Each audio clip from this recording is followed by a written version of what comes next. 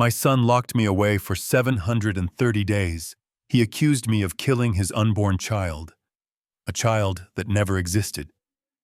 He thinks today is just another Tuesday. He thinks I am broken, homeless, and powerless. He is wrong. Today is not just the day I walk free. It is the day the countdown to his absolute destruction begins. Before we dive into this nightmare, tell me in the comments, have you ever sacrificed everything for family only to be stabbed in the back? Hit that subscribe button because you are going to want to see how this ends. The iron gate of the Illinois State Correctional Center slammed shut behind me with a finality that usually signals an ending. For me, that metallic clang was the starting gun. I stood on the concrete sidewalk, shivering slightly in the biting November wind. I was 72 years old. I was wearing a suit that was 2 sizes too big, issued by the state, and I had $40 in cash in my pocket. I looked at the empty parking lot. Part of me, the foolish, sentimental part of a father, had expected to see a black sedan. I expected to see my son Brandon, standing there, with his head bowed, waiting to apologize. I expected him to say that the last 2 years were a misunderstanding, a terrible mistake that we could fix over a hot meal.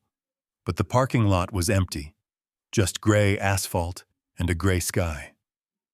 Wait, there was one car. A dented silver Toyota Camry with an Uber sticker in the window idling near the curb. The driver rolled down the window. He was a young man, barely 20, chewing gum loudly. He looked at his phone, then at me. "Are you Augustus?" he asked. I nodded. "I am Augustus." The driver did not unlock the door. Instead, he reached over to the passenger seat and picked up a thick, yellow manila envelope. He held it out the window. "Ride is paid for," he said, "but the guy who ordered it said I had to give you this first." I took the envelope. It felt heavy. My hands, calloused from 2 years of working in the prison laundry, did not tremble. I ripped it open. Inside there was no letter. There was no welcome home card. There were no photos of the family I had not seen in 24 months. There was only a legal document, a court order. I adjusted my glasses and read the bold text at the top. Restraining order. State of Illinois versus Augustus King. Protected parties listed as Brandon King and Vanessa King. I read the terms. Augustus King is prohibited from coming within 500 feet of the protected parties. Augustus King is prohibited from contacting the protected parties via phone, email, or third party. Reason for order cited as credible threat of domestic violence and mental instability. I did not cry. I did not scream. I felt a cold, sharp laugh bubble up in my chest. Domestic violence. Mental instability. My son had not sent a car to bring me home. He had sent a car to serve me a lawsuit. He wanted to make sure that the moment I stepped into freedom, I was already breaking the law if I tried to hug him. The driver unlocked the doors. "You getting in or what, old man? The destination is set for the downtown Motel 6.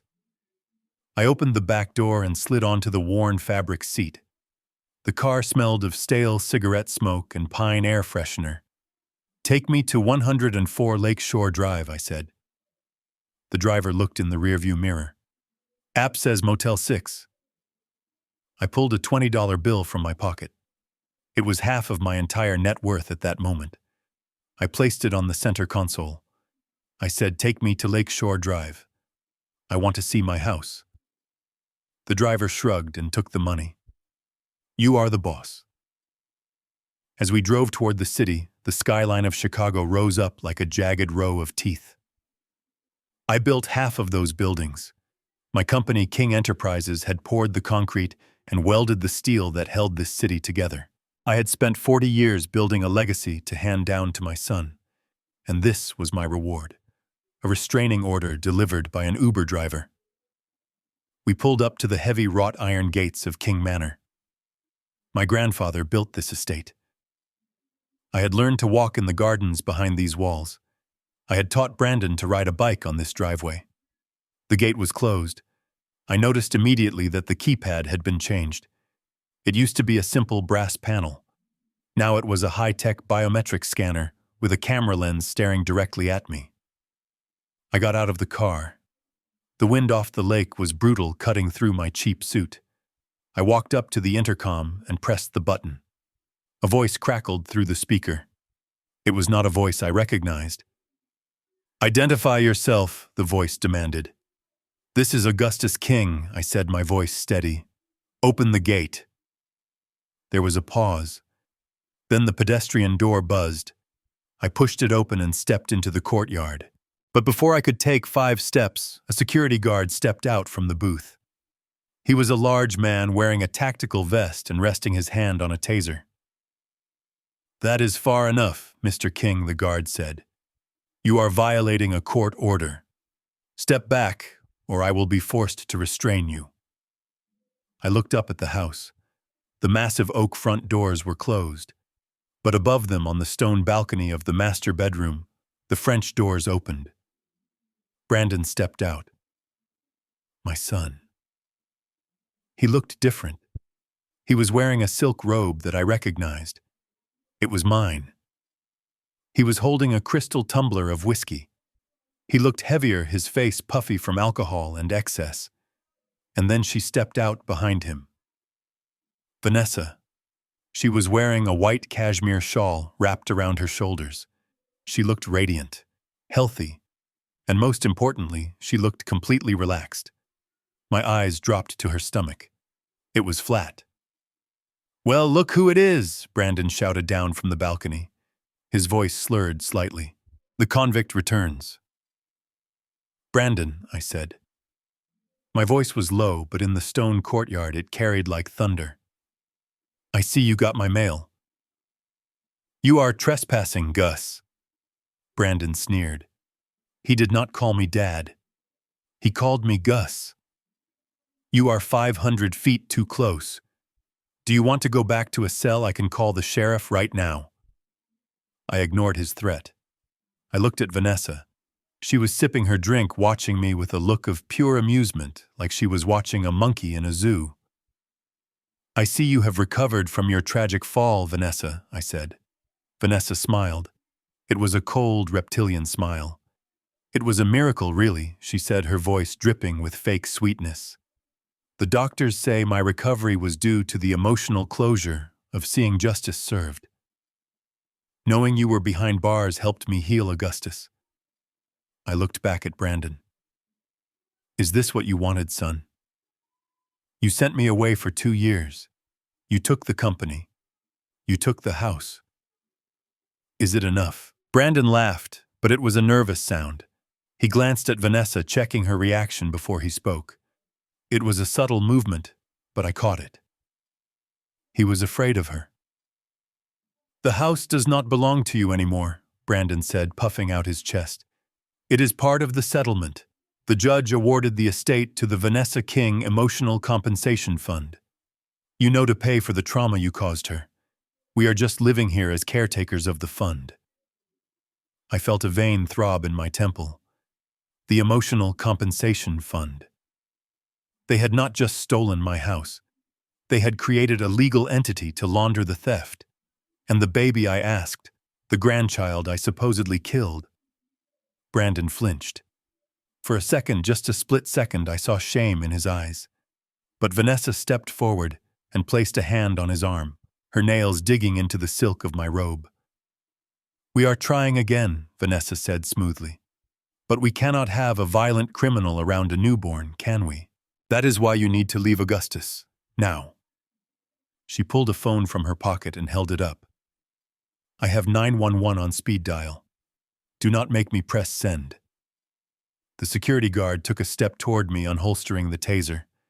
The electricity crackled blue and angry in the air. I looked at them. My son, the coward, and his mistress, the architect. They stood on my balcony, drinking my liquor, wearing my clothes, living in my house, threatening me with my own security system. They expected me to beg. They expected me to fall to my knees and plead for forgiveness. They expected the broken old man they had manufactured in their minds. Instead, I smiled. It was not a nice smile.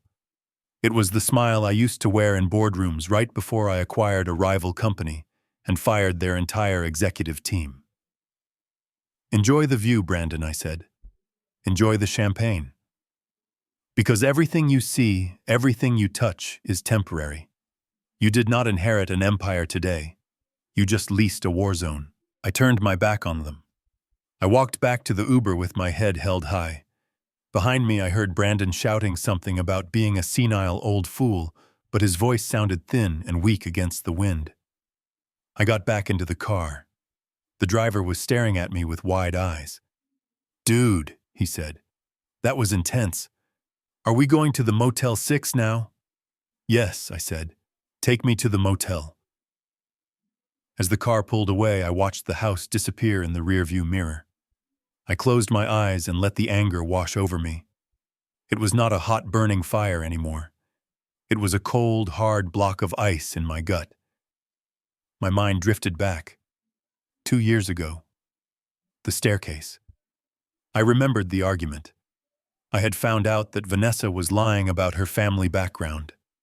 She claimed to be from old money in Connecticut, but my private investigator had found nothing. I had confronted her at the top of the stairs. I told her I would cut Brandon out of the will if he married her. She had screamed. She had thrown herself at me, clawing at my face. I grabbed her wrists to stop her. I pushed her back gently, just to create space. And then she threw herself backward. It was a performance worthy of an Oscar. She didn't trip. She launched herself. She tumbled down the carpeted steps, screaming all the way down. When she landed at the bottom, she lay still. Then the blood. I remembered the blood on her white dress. Bright red. Too bright. Brandon had run in from the garden. He saw me at the top of the stairs. He saw her at the bottom. "You killed him," Vanessa had shrieked. "You killed our baby." I remembered the police interrogation. The detective telling me that Brandon had given a statement. He said he saw me push her. He said I had been threatening to kill the baby for weeks. My lawyer had begged me to fight it, but then Brandon came to visit me in the holding cell. He was crying. He told me the investors were pulling out of the IPO because of the scandal. He said the company's stock was crashing. He said if I went to trial, the family name would be dragged through the mud for months. "Just take the plea, Dad," he had sobbed. "Take the plea for involuntary manslaughter." 2 years. You will be out in 1 with good behavior. Please. Do it for the company. Do it for me. I need to focus on Vanessa. She is devastated. I did it. I took the fall. I plead guilty to harming a woman and a child I would have died to protect. I did it because I thought my son was a grieving father trying to save our legacy. I opened my eyes. The taxi was merging onto the highway. I was a fool. There was no baby. I knew that now. The recovery was too fast. The lack of medical records. The sudden transfer of assets. I reached into my pocket and pulled out the crumpled restraining order. I smoothed it out on my knee. Brandon thought this piece of paper was a shield. He thought it would keep me away. He didn't understand. This wasn't a wall. It was a map. It showed me exactly where they were vulnerable. They had cited mental instability as the reason for the order. Good. Let them think I am crazy.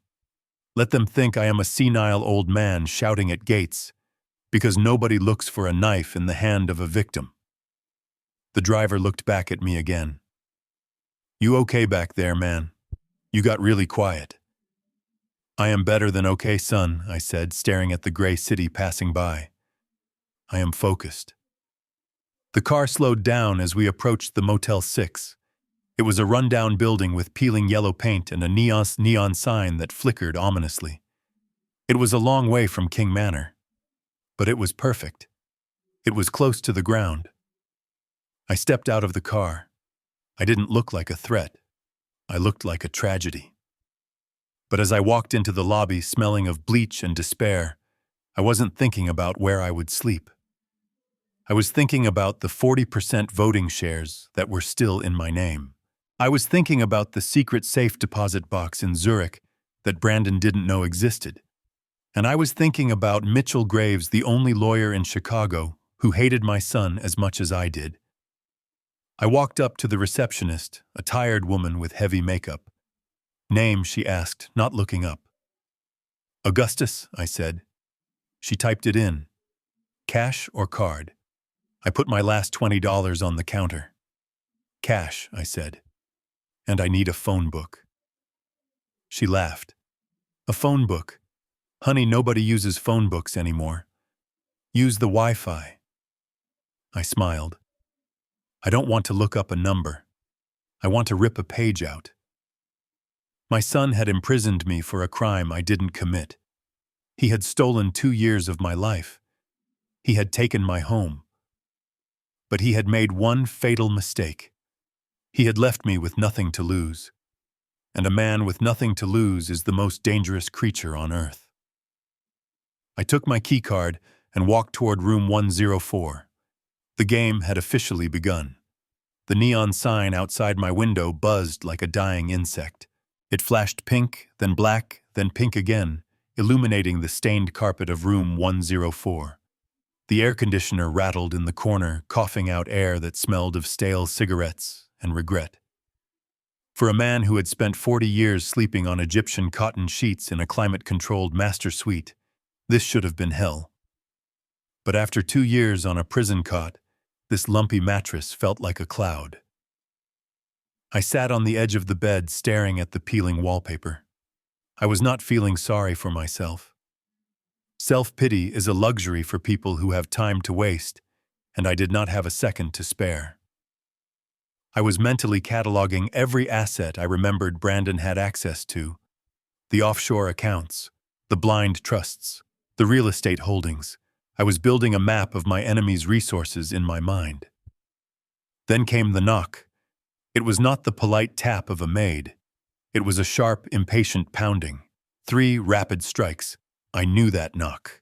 I had heard it on my office door 1,000 times when my son wanted money for a new sports car or a bailout for a failed investment. I stood up and opened the door. Brandon stood there, framed by the peeling paint of the doorframe like a diamond in a dumpster. He was wearing a charcoal Italian wool suit that cost more than the entire motel was worth. His shoes were polished to a mirror shine, reflecting the grime of the walkway. He held a handkerchief over his nose, looking at me with a mixture of disgust and pity. "May I come in?" he asked, although his tone suggested he would rather step into a sewer. I stepped back, allowing him to enter. He walked to the center of the small room, careful not to let his expensive coat touch the walls or the furniture. He looked around at the cheap television, the flickering lamp, and the half-empty bottle of water on the nightstand. "Jesus, Dad," he muttered, his voice muffled by the handkerchief. "You cannot live like this. It is embarrassing." I sat back down on this bed. I did not offer him a seat. There was only one chair, and it was covered in suspicious stains. "I live where I can afford, Brandon," I said, my voice calm. "Since my bank accounts are frozen and my home has been seized by your wife, this is what is left." Brandon sighed and finally lowered the handkerchief. He looked tired. There were dark circles under his eyes that the expensive moisturizer could not hide. He reached into his jacket pocket and pulled out a white envelope. He tossed it onto the bed next to me. It landed with a soft thud. I picked it up. Inside was a check and a boarding pass. I looked at the check first. $5,000. Signed by Brandon King. The memo line read, "Consulting fee." Then I looked at the boarding pass. One way. First class. Chicago to Boca Raton, Florida. Departing tomorrow morning at 6 a.m. "What is this?" I asked, holding up the paper. "It is a fresh start," Brandon said, putting his hands in his pockets and trying to look benevolent. "Vanessa and I talked. We do not want you to suffer. We are not monsters, Gus. We just want what is best for everyone." I looked at the check again. $5,000. That was what I used to spend on a single dinner with clients. Now my son was offering it to me as the price of my entire life. "You want me to retire," I said. "To Florida." "I want you to be comfortable," Brandon corrected quickly. "Look, Chicago is not for you anymore. The winters are too cold for your joints. And frankly, your presence here is complicated." "Complicated," I repeated. Brandon started pacing the small room, his shoes clicking on the linoleum. "Yes, complicated. We are weeks away from the initial public offering. The IPO is the biggest moment in the history of King Enterprises. Wall Street is watching us like hawks.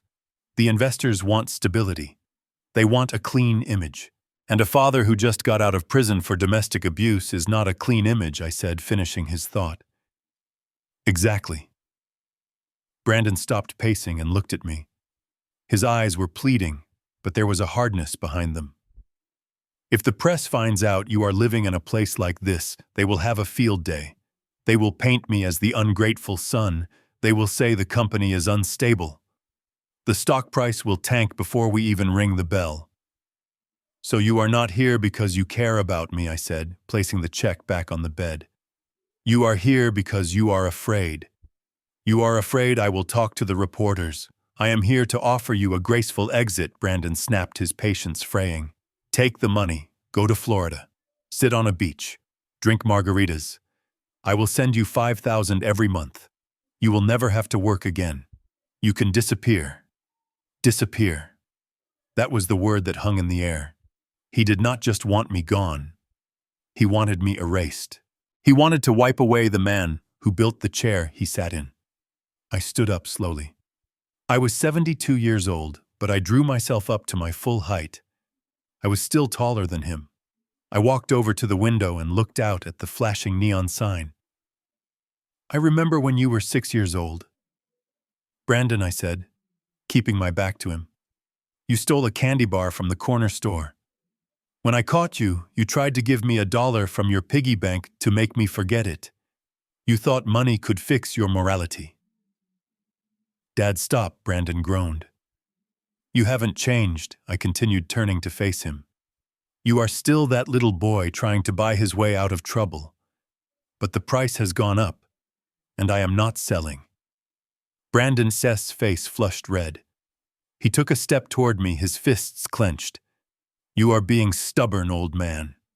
You have nothing, no money, no friends, no reputation. If you stay here, you will rot. Do you think anyone will hire you? Do you think anyone will listen to you? You are a convicted felon. I am giving you a lifeline. Take it." I looked at the check on the bed. Then I looked at the plane ticket. I picked them up. Brandon S.'s shoulders relaxed. He thought he had won. "Good decision, Dad. The car will be here at 4 a.m. to take you to the airport." I ripped the check in half. Then I ripped the plane ticket. The sound of tearing paper was loud in the small room. I let the pieces flutter to the dirty carpet like snow. Brandon stared at the confetti on the floor, his mouth open in shock. "You are insane," he whispered. "That was $5,000. I stepped closer to him until I could smell the expensive whiskey on his breath. "I do not want your money, Brandon, and I do not want your pity. And most of all, I do not want your permission to exist." I pointed to the door. "Get out." Brandon stared at me for a long moment. The fear was back in his eyes, replacing the arrogance. He realized that he had no leverage. He realized that money had no power over a man who had already lost everything. "Fine," he spat, straightening his jacket. "Stay here. Rot in this filth. But do not expect another dime from me. When you are starving in the street, do not come crawling to my gate." "I will not come to your gate, Brandon," I said, my voice dropping to a whisper that was colder than the wind outside. "I will be much closer than that." He stormed out, slamming the door so hard the cheap picture frame on the wall rattled. I stood alone in the silence of the room. I looked down at the torn check on the floor. $5,000. It could have bought me hot meals for a month. It could have bought me new clothes. But it could not buy me what I really wanted. I walked over to the window and pulled back the curtain. Across the city, the glass tower of King Enterprises pierced the night sky. The lights were on in the executive suite on the top floor. My old office. I am not going to Florida, I said to the empty room. I sat back down on the bed and pulled a small notebook from my pocket. I opened it to a fresh page. I am staying right here. I am going to buy a front row seat. And I am going to watch you put on a show. And when the curtain falls on your little play, Brandon, I will be the one turning off the lights. The diner was called Sal's, but Sal had probably died 20 years ago, leaving behind a legacy of grease and flickering fluorescent lights. It was located in the shadow of the train tracks on the south side of Chicago, a place where people went when they did not want to be found. It was the perfect place for a dead man to meet a ghost. I sat in the back booth facing the door. My coffee had gone cold 10 minutes ago, but I did not ask for a refill. I was too busy watching the entrance. Every time the bell above the door jingled, my hand tightened around the butter knife on the table. Prison had taught me that relaxation was a fatal mistake. Then Mitchell Graves walked in. He did not look like the shark who used to bill me $1,000 an hour to negotiate skyscrapers. He looked older. His gray hair was thinning, and his trench coat was wet from the relentless rain. He scanned the room, his eyes sharp and calculating, before they landed on me. He did not smile. He simply walked over and slid into the booth opposite me. "You look like hell, Gus," he said quietly. "I feel like it," I replied, my voice raspy. "I assume you did not come here to critique my appearance, Mitchell. Did you bring it?" Mitchell sighed and signaled the waitress for a black coffee. He waited until she had poured the sludge into a mug and walked away before he reached into his wet coat. He pulled out a thick brown envelope sealed with heavy tape. He placed it on the sticky table between us, but kept his hand on it. "Before I give you this, you need to understand something," Gus Mitchell said, his voice dropping to a whisper. "What is in here changes everything. It is not just evidence. It is a declaration of war. Once you see this, there is no going back. There is no settlement. There is only destruction." "Give it to me," I said, reaching for the envelope. Mitchell pulled it back slightly. "I am serious. I broke 17 privacy laws to get this. If the Bar Association finds out, I am disbarred. If Vanessa finds out, I am dead." I looked at my old friend. For the first time, I saw genuine fear in his eyes. "Tell me how you got it," I demanded. Mitchell leaned in closer. "You know, Vanessa claimed she was treated at St. Mary's after the fall, but there were no records there. She said they were lost. Convenient, right? So I started digging into her past. Not the fake past, she told Brandon. Her real past. I found a trail of credit card payments from an alias she used 6 years ago. Elena Rodriguez. The payments were to a private women's clinic in Guadalajara, Mexico. Mexico, I asked. Yes. It was a high-end clinic for discreet procedures. But the clinic closed down 2 years ago due to a tax scandal. The records were supposed to be destroyed. Mitchell took a sip of his coffee, his hand trembling slightly. But nothing is ever really destroyed, Gus. Not if you have enough money.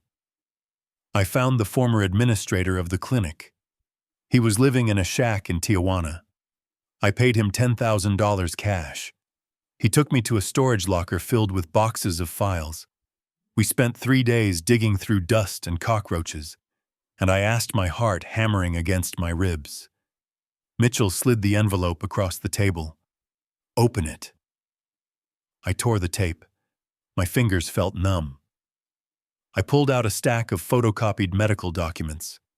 They were in Spanish, but there was a translated copy attached to the front. Patient name Elena Rodriguez, alias Vanessa King, date of birth matches, social security number matches. I flipped to the second page. It was a surgical report dated 8 years ago. I read the words, but my brain refused to process them at first.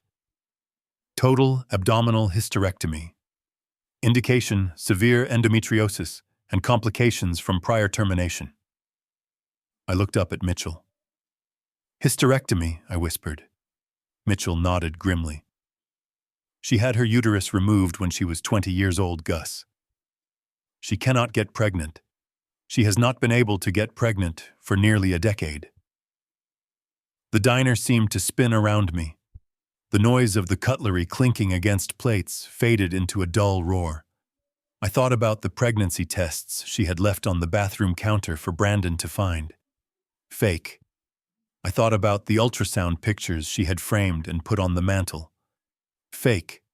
Purchased online. I thought about the morning sickness, the cravings, the baby bump that was just starting to show before she fell. All of it. A performance. A meticulous, cruel, terrifying performance. She was never pregnant, I said, my voice rising. Keep it down, Mitchell hissed, looking around. No, she was never pregnant. There was no baby to kill Gus. The fall down the stairs was staged. She probably used a blood pack from a movie prop store. She blamed you for killing a ghost. My hands started to shake. Not from age. Not from cold. From a rage so hot, it felt like I had swallowed a live coal. I had spent 730 days in a 6x8 cell. I had been beaten. I had been spat on. I had lost my dignity, my home, and my name, all for a crime that was biologically impossible. She destroyed me for nothing, I said. Not for nothing, Mitchell corrected. Look at the last page. I turned to the back of the file. It was a copy of a transfer deed. 2 weeks after you were sentenced, Brandon transferred 40% of his personal stock holdings to a blind trust. The beneficiary of that trust is Vanessa. He did it out of guilt. He thought he had failed her. He thought he had lost their child. He gave her $50 million worth of stock as an apology. $50 million. That was the price of my freedom. Does Brandon know? I asked. The question hung in the air, heavy and suffocating. Mitchell rubbed his temples. That is the $20 million question. Is your son a victim of the greatest con artist in Chicago, or is he a co-conspirator? Did she fool him too, or did he know she was barren and went along with it just to get you out of the way? I thought about Brandon's face on the balcony today. I thought about the fear in his eyes when he looked at Vanessa. He knows, I said. I felt it in my gut. Maybe he did not know at first, but he knows now. And he is too much of a coward to admit it. He would rather let his father rot in prison than admit he married a monster. I closed the file. The paper felt hot to the touch. This is it, I said. This is how I kill them. Not yet, Mitchell warned. If you go to the police now with just photocopies, they will claim they are forged. Vanessa will sue you for defamation. We need the originals. We need a doctor to testify. We need to trap them in a lie so big they cannot climb out of it. I looked at the window. The rain was coming down harder now, washing the grime off the city streets. But it could not wash away the filth I had just uncovered. I am not going to the police, Mitchell, I said. Not yet. I am going to let them think they have won. I am going to let them ring that bell at the stock exchange. I am going to let them climb to the very top of the mountain. And then I asked Mitchell. And then I am going to show the world that they are standing on a graveyard of lies. I stood up. I tucked the envelope inside my cheap jacket next to my heart. It was my armor. It was my weapon. Thank you, Mitchell, I said. Mitchell didn't stand up. Where are you going, Gus? I am going back to my observation post, I said. I have a lot of work to do. And Mitchell, yeah, get your best suit ready. When this bomb goes off, I want you standing right next to me in the rubble. Mitchell finally smiled. It was a sharp, predatory smile. I wouldn't miss it for the world. I walked out of the diner and into the rain. I didn't feel the cold anymore. I walked with the stride of a man who knew the ending of the story. My son had sent a lamb to the slaughterhouse, but the lamb had died in that cell. The thing that walked out was a wolf, and the wolf was hungry. The rain had stopped by the time I reached the storage facility on the outskirts of town. It was a self-storage unit I had rented 10 years ago under the name of a shell company. I had paid the fees a decade in advance. Brandon knew about my bank accounts. He knew about my stock portfolio. He knew about the vacation homes, but he did not know about Unit 412. I rolled up the metal door. Inside was a dusty sedan covered in a tarp and a single fireproof safe. I spun the dial. Right to 17, left to 4, right to 72. The lock clicked with a satisfying mechanical thud.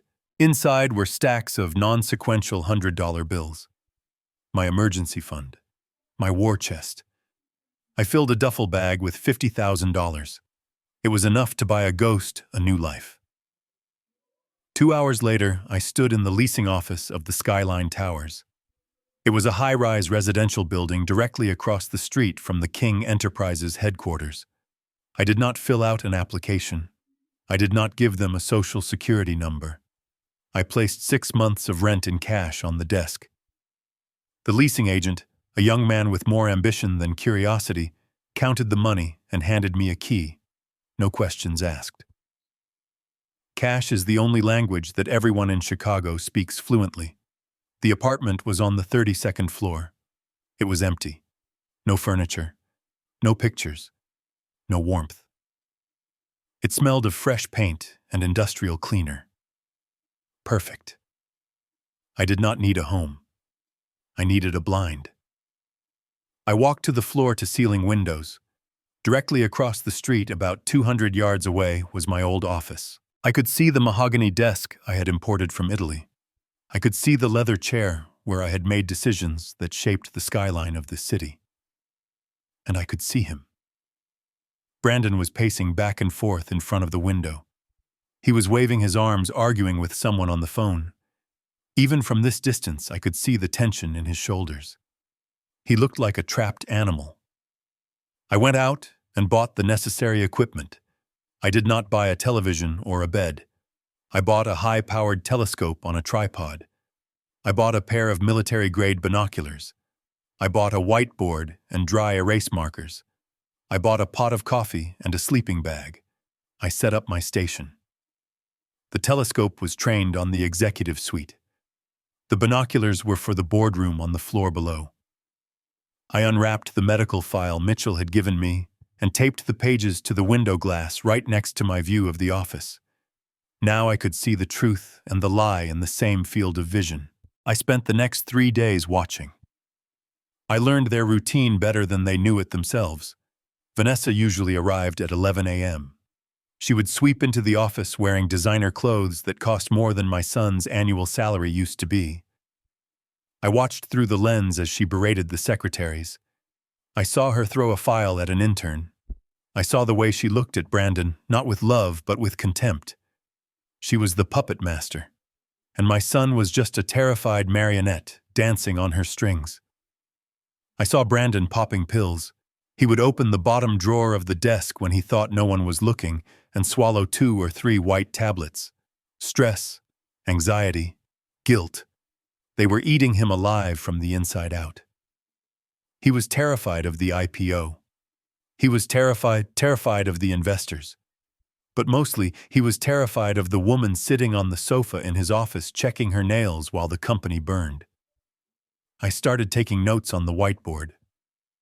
Timestamps, behaviors, visitors. I was building a profile of their destruction.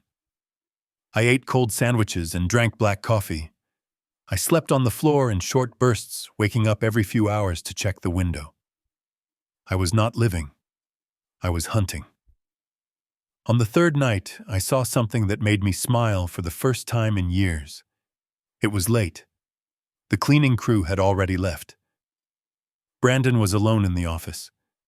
He was sitting at my desk with his head in his hands. He looked small, He looked defeated. He opened the safe behind the desk. My safe. He pulled out a bottle of scotch and poured a drink. Then he pulled out a picture frame. I adjusted the focus on the telescope. It was a picture of me and him, taken 10 years ago on a fishing trip. He stared at the photo for a long time. Then he smashed it face down on the desk and wept. I lowered the binoculars. I did not feel pity. Pity is for the weak. I felt validation. He knew what he had done. The guilt was a cancer, and it was terminal. I walked over to the whiteboard and wrote a single sentence in red marker. He is ready to break.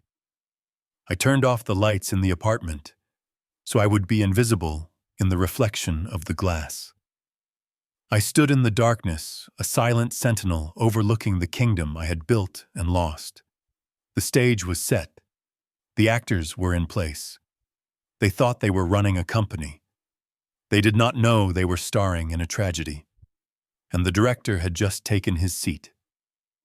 Tomorrow, the IPO roadshow began. Tomorrow, they would try to sell their lies to the world.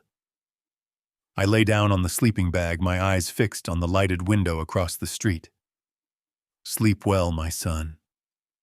Because when you wake up, the nightmare begins. The lens of the telescope cut through the morning haze like a sniper scope finding its target. From my vantage point on the 32nd floor, I had a front row seat to the collapse of an empire. Across the street in the executive boardroom of King Enterprises, the panic was visible to the naked eye. I did not need audio to understand the language of fear. I had spoken it fluently in business dealings for 40 years. I adjusted the focus knob. The image sharpened. There were 6 men in the boardroom. 5 of them were the lead underwriters from the investment banks. They were men who smelled blood in the water. They were standing up, gathering their papers and shaking their heads. Their body language was aggressive. One of them, a heavy-set man in a navy suit, slammed a folder onto the mahogany table.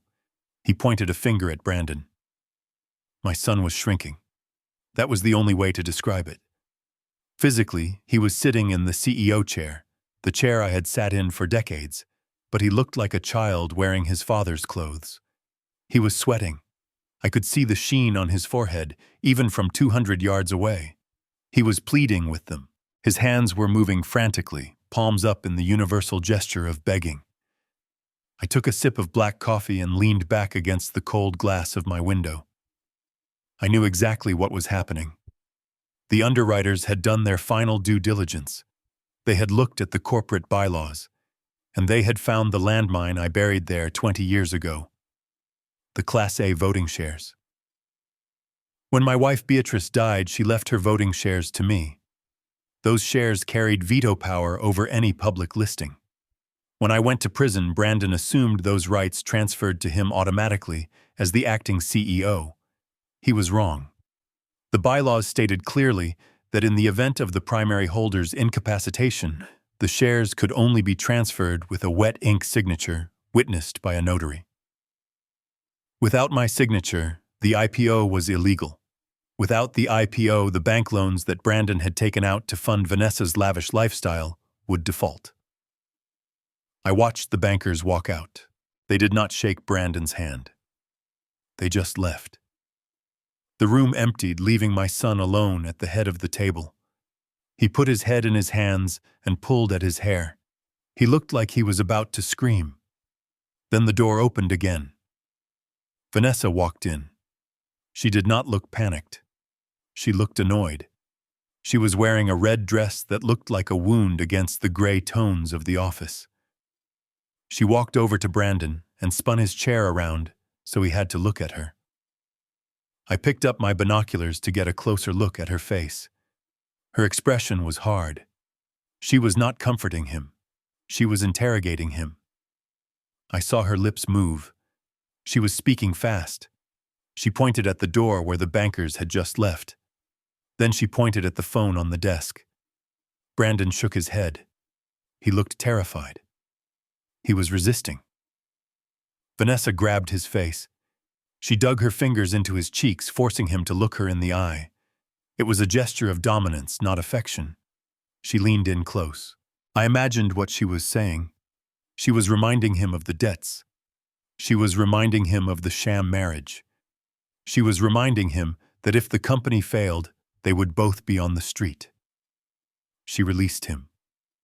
Brandon slumped in the chair, defeated. He nodded slowly.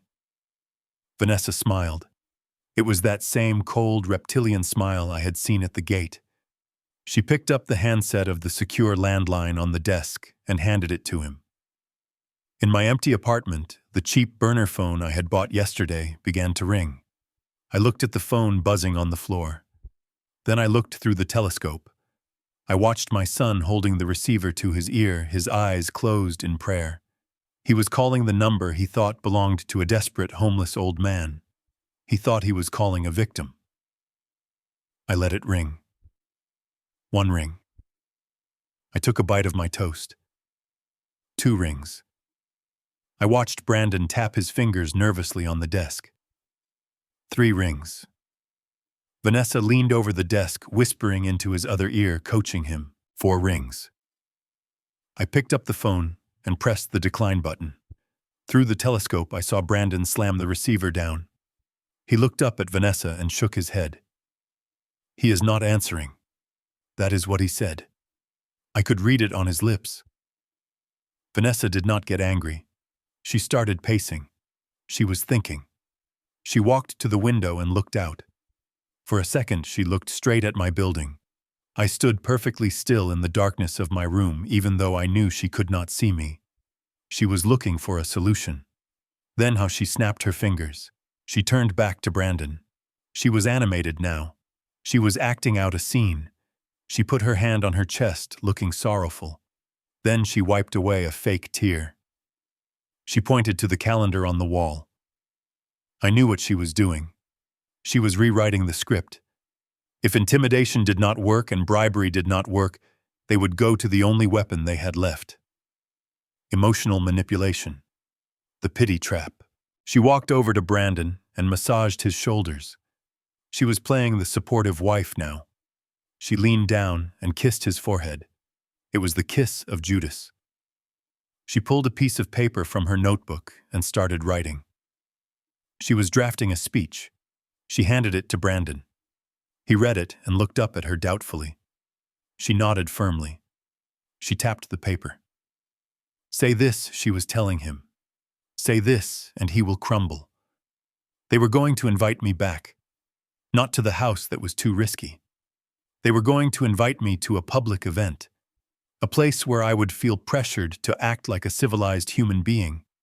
A place where I would be surrounded by the very people who used to respect me. I watched Brandon pick up his cell phone this time. He typed a text message. My burner phone buzzed again. A single text. Dad, please. I know you are angry. You have every right to be. But I am in trouble. Real trouble. The stress. It is too much. I think I am having a breakdown. I need my father. Please come to the foundation gala tonight. Just to talk. No lawyers. No Vanessa. Just us. I will leave a ticket at the door. I looked up from the phone to the window. Brandon was staring at his phone screen, waiting for a reply. Vanessa was standing behind him, watching like a vulture waiting for a carcass. They thought I was weak. They thought that despite everything, the tug of fatherhood would still work. They thought that if Brandon cried wolf one more time, I would come running to save the flock. They were right about one thing. I would come. But I was not coming to save the flock. I was coming to burn down the pasture. I typed a reply. 2 words. What time? Through the telescope, I saw Brandon jump out of his chair. He showed the phone to Vanessa. She high-fived him. They hugged. It was a celebration of deceit. They thought they had hooked the fish. I put down the binoculars and walked to the closet. Hanging there inside a plastic dry cleaning bag was the only thing I had managed to salvage from my storage unit, besides cash. My old tuxedo. It was a little out of style, perhaps a bit dusty, but it was cut by a master tailor in London. I ran my hand over the lapel. Tonight I would walk into the lion's den. I would let them think they had won. I would let them think I was the same soft, sentimental old fool who took the fall for a fake pregnancy. I would sign their paper. Oh yes, I would sign it. But I would sign it with ink that would disappear before the ink on their victory champagne had dried. I looked back out the window one last time. Brandon and Vanessa were pouring drinks now. They were toasting to their brilliance. "Drink up, children," I whispered. "Enjoy the taste, because tomorrow you will be drinking ash." The grand ballroom of the Drake Hotel smelled of expensive perfume and desperate ambition. I had built this room 40 years ago. I had chosen the Italian marble for the floors and the Austrian crystal for the chandeliers. Tonight, however, I was not walking in as the architect. I was walking in as the ghost. I paused at the top of the grand staircase. My tuxedo was 20 years old. It smelled faintly of mothballs and cedar storage. It was a stark contrast to the sea of new silk and velvet swirling below me. I took a deep breath. This was it, the greatest performance of my life. I let my shoulders slump forward. I relaxed the muscles in my face, letting my jaw hang slightly loose. I started a subtle tremor in my right hand. I was no longer Augustus King, the tycoon. I was Gus, the broken old ex-convict. I began to descend the stairs. I took each step slowly, gripping the banister as if I were terrified of falling. Heads began to turn. The whispers started like a ripple in a pond and quickly turned into a wave. "Look, is that him? Is that Augustus King? I thought he was in prison. He looks terrible. God, he looks like a homeless person." I heard every word. I saw the sneers on the faces of men I had made rich. I saw the women pulling their clutches tighter as I passed. They parted for me not out of respect, but out of disgust. They treated me like a disease they were afraid to catch. I kept my eyes on the floor, shuffling my feet. Inside, I was laughing. Let them sneer. Their contempt was my camouflage. Then I saw them. They were standing near the center of the room by a massive ice sculpture of the King Enterprises logo. Brandon looked dashing in a bespoke tuxedo, but his smile was tight. He was sweating. He kept checking his watch. Vanessa was next to him, wearing a shimmering silver gown that clung to her body like a second skin. She was holding a glass of champagne and laughing at something a senator was saying. Then she saw me.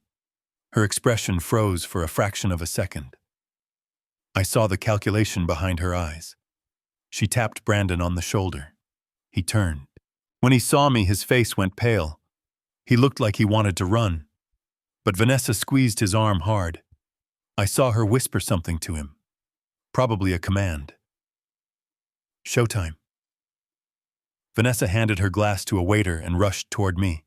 She moved with the grace of a predator. Her face transformed instantly from cold calculation to overwhelming relief. "Dad," she cried out. Her voice was loud enough for half the room to hear. "Oh, Dad, you came." She threw her arms around me. She smelled of Chanel and deception. I felt her body tense against mine. She was not hugging a father. She was hugging a problem she needed to solve. I let out a shaky breath and patted her back awkwardly. "Hello, Vanessa," I stammered, making my voice sound thin and reedy. She pulled back and held my face in her hands. Her eyes were glistening with unshed tears. It was a masterclass in acting. "We were so worried about you," she said loud enough for the onlookers to hear. "We have been looking everywhere. Why did you run away from the house? We just wanted to help you." I looked around at the crowd. They were watching us with rapt attention. The narrative was shifting. I was no longer the villain. I was the confused old man, and she was the saintly daughter-in-law trying to save him. I didn't know," I said, looking down at my shoes. "The police, the order." I was scared. Brandon stepped forward. He looked less convincing than Vanessa, but he was trying. "Dad," he said. His voice cracked. He reached out and took my trembling hand. "Forget the police.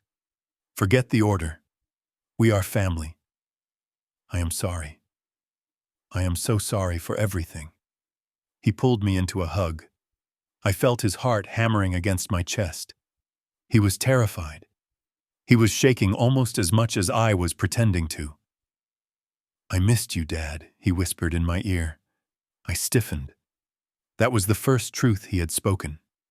He did miss me. He missed my money. He missed my protection. He missed having someone to fix his mistakes.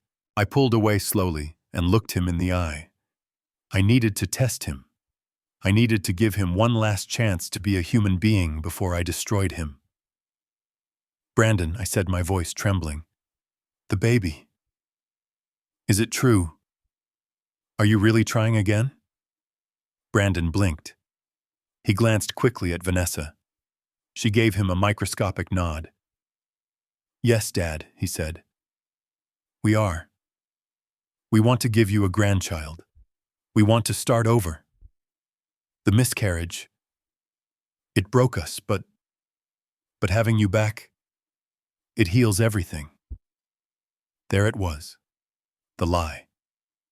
He looked me in the eye and used a dead imaginary child as a bargaining chip. He sold his soul right there on the ballroom floor. I felt a cold certainty settle in my gut. There was no saving him. He was not a victim. He was a willing participant. I squeezed his hand. I forced a tear to roll down my cheek. "I am so glad, son," I whispered. "I am so glad.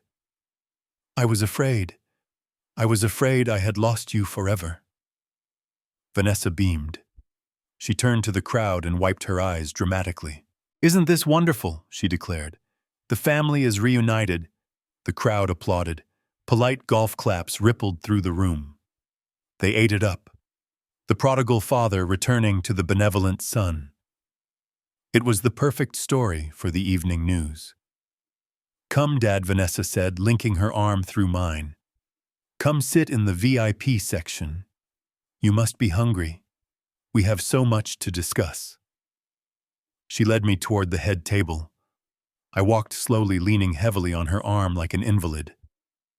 "You know, Dad," Brandon said, walking on my other side. "The investors are here tonight. They were asking about you. They were worried about the transition." I stopped walking. I looked at him with wide, innocent eyes. "The transition?" I asked. "Yes," Brandon said, licking his lips nervously. "The IPO. We need to show a united front. We need to show them that you support me. That you support us." I looked at Vanessa. She was smiling encouragement, but her eyes were hard as flint. "I just want to help," I said softly. "I am old, Brandon, old. I am tired. Prison. It took something from me. I do not understand business anymore. The world moves too fast." Vanessa squeezed my arm. "That is exactly why you should retire, Dad," she said soothingly. "You deserve to rest. You deserve peace.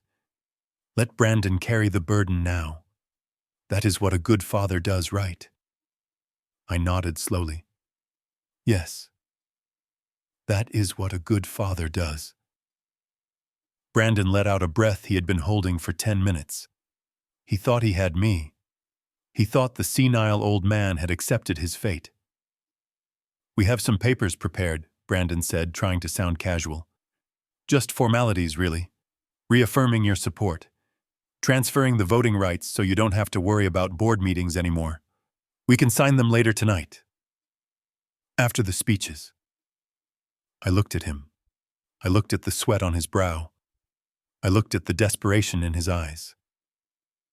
"Of course, son," I said. "I will sign anything. I just want this nightmare to be over." Vanessa smiled. A genuine smile this time. The smile of a thief who had just cracked the safe. "Thank you, Dad," she said. "You are doing the right thing." They led me to the table. They pulled out my chair. They poured me a glass of expensive wine. They sat on either side of me, boxing me in. They thought they were my jailers. I took a sip of the wine. It tasted like victory. I looked around the room at the investors, the bankers, the socialites. They were all looking at us, nodding approvingly. They saw a happy family. I saw a crime scene. I reached into my pocket and touched the pen I had brought with me. It was a special pen. The ink inside was formulated to vanish completely within 12 hours of contact with paper. I looked at Brandon. He was laughing at something Vanessa said, his shoulders relaxing for the first time in days. Laugh, my son, I thought. Laugh while you can. Because I am not just going to sign your papers. I am going to sign your death warrant. And I am going to do it with a smile on my face. The waiter brought the first course. It was lobster bisque. My favorite. I picked up my spoon, my hand still shaking for the benefit of the audience. This looks delicious, I said. And it was. Revenge, as they say, is a dish best served cold. But tonight, I was going to serve it hot, right in the middle of a black tie gala. The lawyer placed the documents on the white tablecloth, right next to my half-eaten lobster bisque. His name was Sterling, and he was one of the men who had helped structure the plea deal that sent me to prison. He did not look me in the eye. He just pointed to the line at the bottom of the page marked grantor. Sign here, Mr. King, Sterling said softly. Press hard. It is a carbon copy. I looked at the paper. It was a transfer of voting rights and irrevocable proxy. It gave Brandon full authority to vote my shares in any board meeting. It gave him the power to sell the company, to merge it, or to burn it to the ground. It was the key to the kingdom. Brandon leaned in close. He smelled of sweat and expensive cologne. Here, Dad, use my pen, he said, pulling a gold-plated Mont Blanc from his jacket pocket. It is the one you gave me for graduation. I looked at the gold pen. I remembered buying it. I remembered thinking that one day he would use it to sign treaties or charitable grants. Instead, he was using it to sign his father's death warrant. I shook my head slowly. My hand trembled as I reached into my own pocket. No, son, I said, my voice raspy. I want to use my own. It is the pen I used to sign the deed for this building 40 years ago. It brings me luck. Vanessa rolled her eyes. She clearly thought I was being sentimental and delay the inevitable. Just let him use his old pen, Brandon, she hissed. Let us get this over with. I pulled out the silver Parker pen. It looked ordinary. It looked slightly tarnished, but inside the barrel was a cartridge of ink I had purchased from a chemist in Germany. It was a formula used by spies during the Cold War. It was vibrant dark blue when wet. It dried quickly. But upon exposure to oxygen for more than 8 hours, the chemical bonds would break down. The pigment would evaporate into the air, leaving the paper as white as snow. I uncapped the pen. The click sounded like a gunshot in the hush of the table. I lowered the nib to the paper. I felt Brandon holding his breath. I felt Vanessa leaning in her perfume, clouding my senses. I felt the eyes of the investors at the next table drilling into my back. I started to write. A UG. My hand shook violently. I made the signature look jagged and weak, the scrawl of a man who was losing control of his faculties. USTUS, I paused. I looked up at Brandon. Are you sure this is what is best for the company, son? I asked, my voice barely a whisper. Brandon nodded vigorously. Yes, Dad. Yes. It is the only way to save everything. Please, finish it. I looked back down. K-I-N-G. I finished the signature with a flourish. The blue ink glistened on the white page. It looked permanent. It looked binding. It looked like surrender. Brandon snatched the paper away before the ink was even dry. He stared at it as if it were a winning lottery ticket. He let out a laugh, a loud barking sound of pure relief. "He did it," Vanessa whispered. She grabbed the document from Brandon and checked it herself. She ran her finger over the signature. She looked at me with a smirk that was pure triumph. "Thank you, Augustus," she said, dropping the act of the sweet daughter-in-law. "You finally did something useful." She handed the document to Sterling. "File this immediately," she ordered. "I want this registered with the SEC before the market opens tomorrow morning." Sterling nodded and placed the document into his leather briefcase. He locked it. Click. I sat back in my chair and folded my hands. I looked tired. Inside, I was counting. 12 hours. That was the window. By 9 a.m. tomorrow, when the banks opened to underwrite the IPO, that signature would be nothing but a memory. Brandon stood up. He tapped his spoon against his champagne glass. The sharp ring cut through the chatter of the ballroom. "Ladies and gentlemen," Brandon boomed, his voice full of restored confidence. "May I have your attention, please?" The room went silent. All faces turned to the head table. "Tonight is a historic night for King Enterprises," Brandon announced, puffing out his chest. "For the past 2 years, there have been rumors. There have been doubts about the leadership of our great company. But tonight, I am proud to announce that my father, Augustus King, has officially given his full blessing to the new direction of the firm." Applause broke out.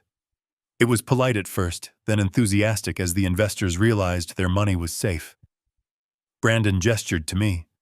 I stayed seated, looking small and frail. "My father has just signed the transfer of voting rights," Brandon continued. "He has passed the torch. He recognizes that the future belongs to the next generation. This IPO will go forward as planned, and tomorrow King Enterprises will not just be a family business. It will be a global powerhouse." The crowd cheered. Flashbulbs popped, blinding me. Brandon raised his glass high. "To family," Brandon shouted. "And to the future." "To the future," the crowd echoed. Vanessa leaned over and kissed Brandon on the cheek. They posed for the photographers. The golden couple. The winners. They looked radiant. I picked up my water glass and took a sip. I watched them preen. I watched them bask in the adoration of the crowd. They were so busy looking at the cameras, they did not see the wolf sitting right next to them. I looked at the briefcase sitting by Sterling's feet. The bomb was armed. The timer was ticking. Brandon sat back down, his face flushed with adrenaline. He looked at me. "You did good, Dad," he said, patting my shoulder patronizingly. "Go ahead and finish your soup. Then I will have the driver take you back to wherever you are staying." He did not even know where I lived. He did not care. I smiled at him. It was a genuine smile this time. "Thank you, son," I said. "I think I will stay for dessert. I want to savor this moment." "You do that," Brandon said, turning his back on me to talk to a banker. I sat there amidst the noise and the celebration. I watched the ink in my mind fading molecule by molecule. "Enjoy your victory lap, Brandon. Run fast, because you are running on a road that is disappearing beneath your feet. Tomorrow the sun would rise, and when it did, the paper in that briefcase would be blank, and the world would see you for exactly what you are. A king with no crown, a man with no name." I took a bite of bread. I was suddenly very hungry. The hunt was over. Now I just had to wait for the kill. The sun rose over Lake Michigan like a burning coin. It was a beautiful, crisp morning, the kind of autumn day that makes Chicago feel like the center of the world. I stood at the window of my rented apartment, holding a fresh cup of coffee. The steam curled up against the cold glass. From my vantage point on the 32nd floor, I had a direct line of sight into the glass-walled conference room of the First National Bank across the street. It was 8:55 a.m., 5 minutes until the markets opened. 5 minutes until the initial public offering of King Enterprises was supposed to go live. 5 minutes until my son thought he would become a billionaire. I adjusted the focus on my telescope. The image was crystal clear. I could see the condensation on the pitcher of water in the center of their mahogany table. I could see the lead underwriter, a man named Mr. Sterling, checking his watch. And I could see Brandon. He was wearing a navy blue suit that I knew cost $6,000. He was pacing back and forth, his chest puffed out like a rooster. He looked confident. He looked arrogant. He looked like a man who had successfully manipulated his senile old father into signing away a legacy. Vanessa was sitting in the corner chair. She was typing furiously on her phone, probably pre-ordering a new yacht or a vacation home in the Hamptons. They had spent money they did not have yet based on a signature that no longer existed. I took a sip of my coffee. It was black and bitter, just how I liked it. At exactly 9 o'clock, the door to the conference room opened. A notary public walked in, followed by 2 compliance officers from the Securities and Exchange Commission. This was the moment of truth. The document I had signed last night needed to be verified and filed before the trading bell rang. I watched Brandon smile. It was a wide, predatory smile. He picked up the leather briefcase from the table. He unlocked the clasps. Click, click. He opened the lid and pulled out the document. The transfer of voting rights. He slid it across the table to Mr. Sterling with a flourish. I leaned closer to the telescope. I held my breath. Sterling put on his reading glasses. He picked up the document. He looked at the first page. He nodded. Then he flipped to the last page, the signature page. Sterling stopped. He frowned. He tilted his head. He took off his glasses, wiped them with a cloth, and put them back on. He looked at the paper again. Then he looked up at Brandon. I could not hear the words, but I could read the body language perfectly. Sterling was asking a question, a very specific question. Where is it? Brandon laughed. I saw his shoulders shake. He thought Sterling was making a joke. He walked around the table and leaned over Sterling's shoulder. He pointed to the bottom of the page, and then he froze.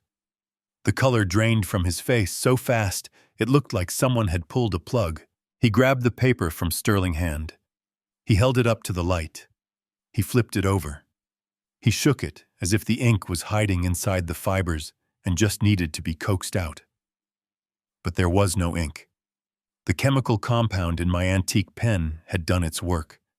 The oxygen in the room had reacted with the pigment, breaking down the bonds at a molecular level.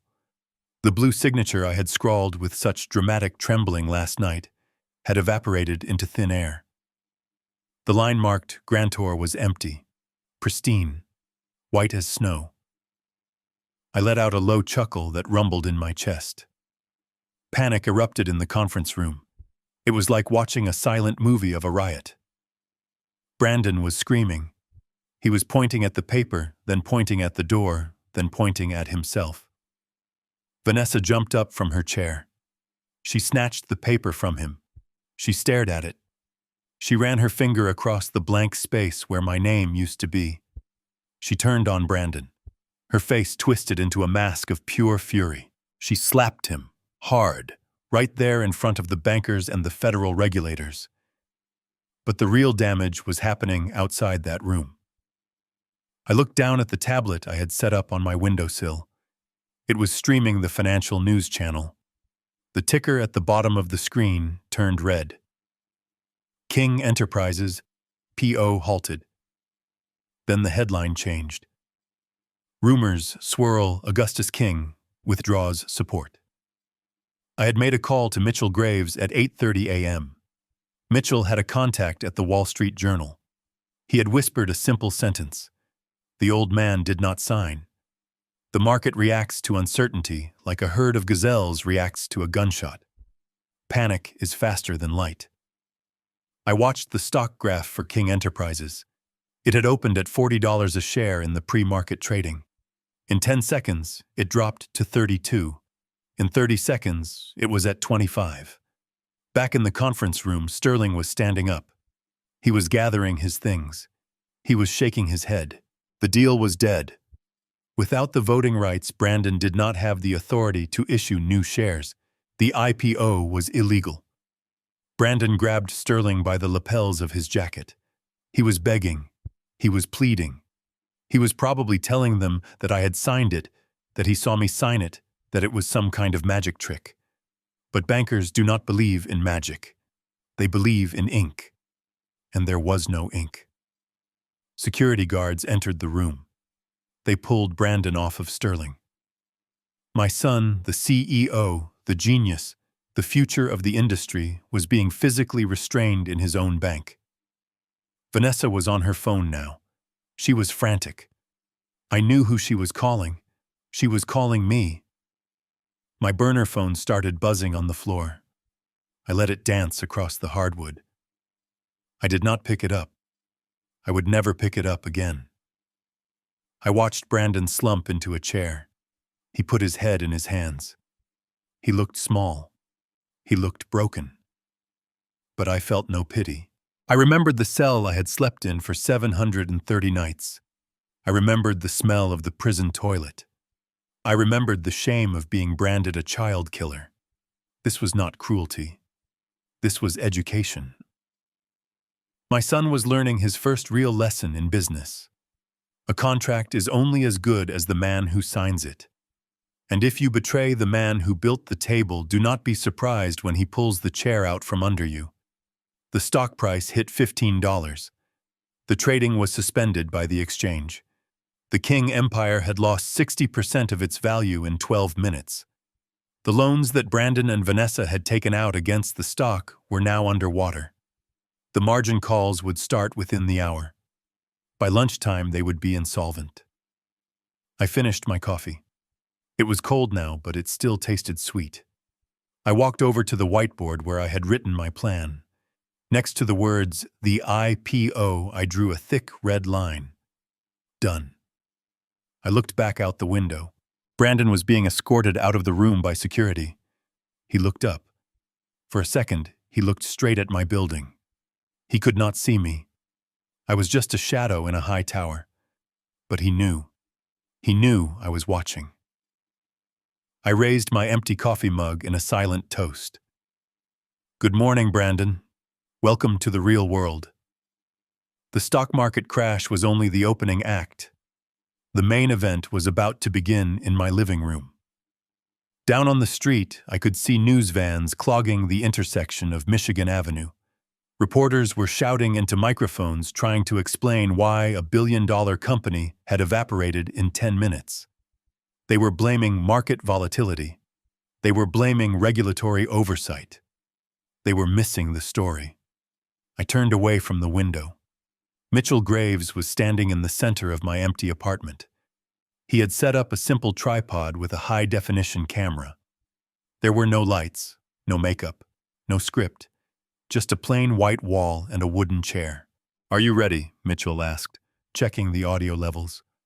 Once we go live, there is no taking it back. This will be broadcast to every financial news network and social media platform in the country. I buttoned my jacket. I did not look like a tycoon today. I looked like a survivor. Turn it on, I said. Mitchell tapped the screen. The red light on the camera blinked on. I sat down in the chair. I looked directly into the lens. I imagined I was looking into Brandon's eyes. My name is Augustus King, I began. My voice was low and steady. For the last 40 years, you have known me as the builder of this city. You have known me as a CEO, a philanthropist, a father. But for the last 2 years, you have known me as something else. I paused, letting the silence hang in the air. The viewer count on the laptop screen facing me was climbing vertically. 10,000, 50,000, 200,000. The world loved a train wreck, and I was giving them a front row seat. You know me as a criminal, I continued.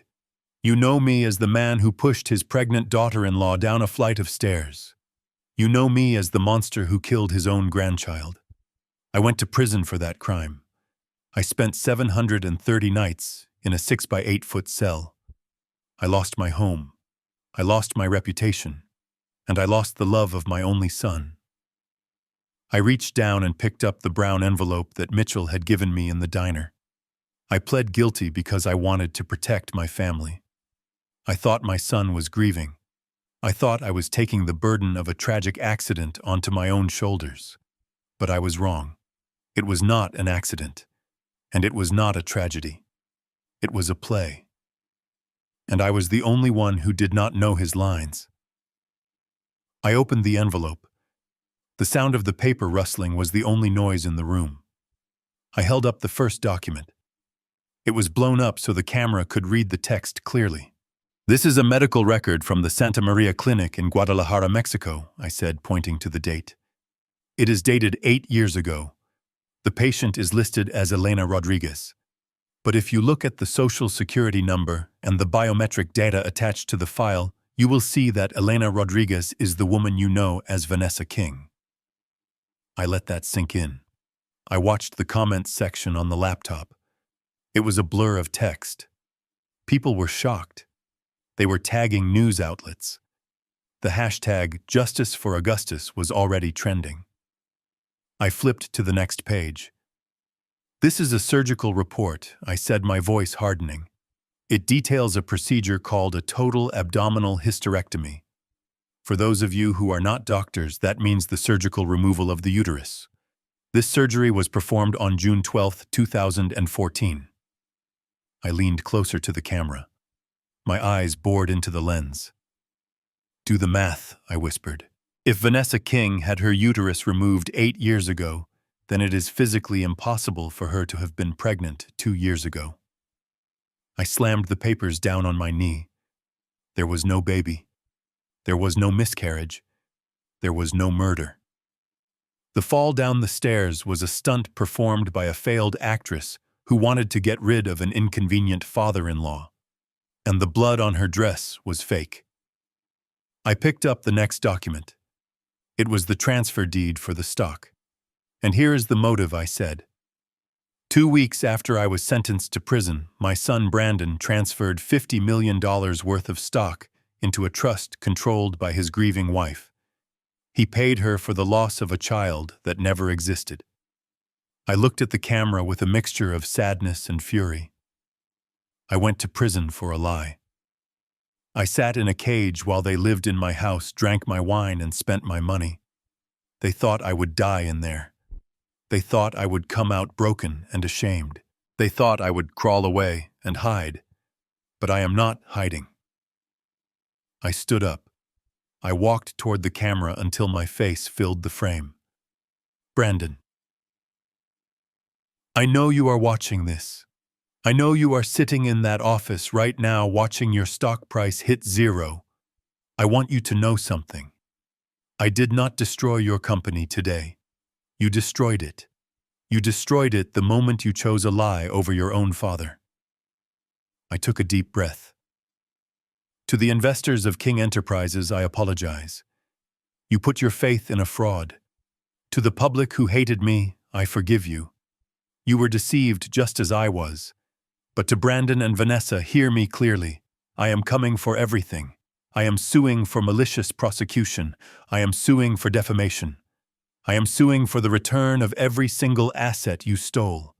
And I will not stop until the only thing you own is the orange jumpsuit that is waiting for you." I signaled to Mitchell. "Cut it." The red light went off. The room was silent again. But outside, the world had changed. Mitchell looked at the laptop. His mouth was slightly open. "Gus," he said quietly, "you have 3 million live viewers. The feed is being rebroadcast on CNN and Fox News.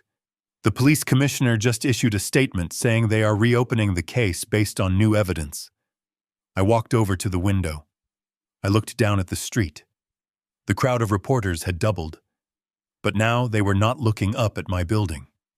They were looking across the street at the office tower. They were looking for the villains. I saw a police cruiser pull up to the front entrance of King Enterprises. Then another. Then a third. The court of public opinion had reached a verdict in record time, and now the real law was coming to enforce it. I felt a strange sensation in my chest. It wasn't happiness. It was lighter than that. It was the lifting of a weight I had carried for 2 years. The stain was gone. The label of child killer was gone. I sat back down in the wooden chair. My hands were finally steady. "What are the comments saying, Mitchell?" I asked. Mitchell scrolled through the feed. "They are saying you are a hero, Gus. They are saying they hope Vanessa rots. They are asking if you need money for legal fees. Someone just started a GoFundMe for you, and it already has $50,000 in it." I laughed. A dry, humorless laugh. "Tell them I do not need their money," I said. "I will have plenty of my own very soon." Suddenly my phone buzzed. It was not the burner phone. It was my old personal cell number, which I had reactivated just minutes before the broadcast. I looked at the screen. Incoming call, Brandon. I stared at the name. I remembered the little boy who used to hold my hand when we crossed the street. I remembered the teenager who I taught to drive. I remembered the young man I had proudly walked into the boardroom. Mitchell watched me. "Are you going to answer it?" he asked. I let it ring. I thought about what he would say. He would cry. He would say Vanessa made him do it. He would say he was scared. He would use the same manipulative tactics he had used his whole life. I pressed the button on the side of the phone, silencing the call. "No," I said. "I have nothing left to say to him. The next time we speak, it will be under oath." I stood up and walked to the door. "Where are you going?" Mitchell asked, grabbing his coat. "I am going across the street," I said. "I want to be there when they bring them out. I want to look him in the eye one last time, not as his father, but as the man who beat him." We took the elevator down. The lobby was empty, but the street was a madhouse.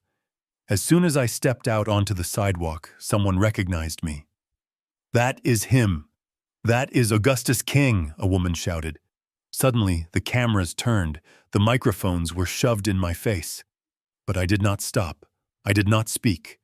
I walked through the crowd like Moses parting the Red Sea. My eyes were fixed on the revolving doors of the office building. I was not running from the shame anymore. I was walking toward justice, and justice was about to walk out those doors in handcuffs.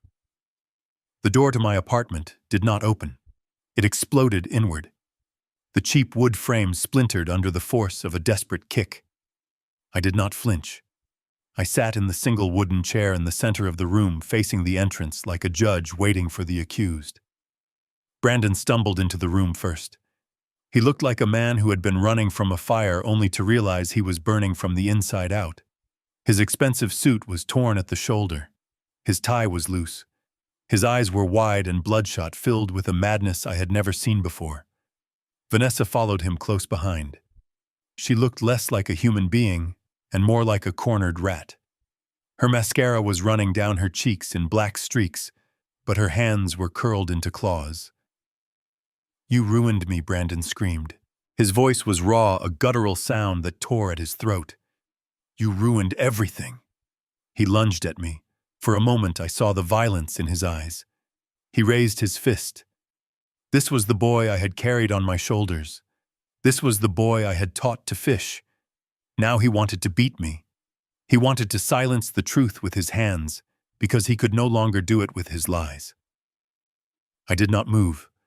I did not raise my hands to defend myself. I just looked at him.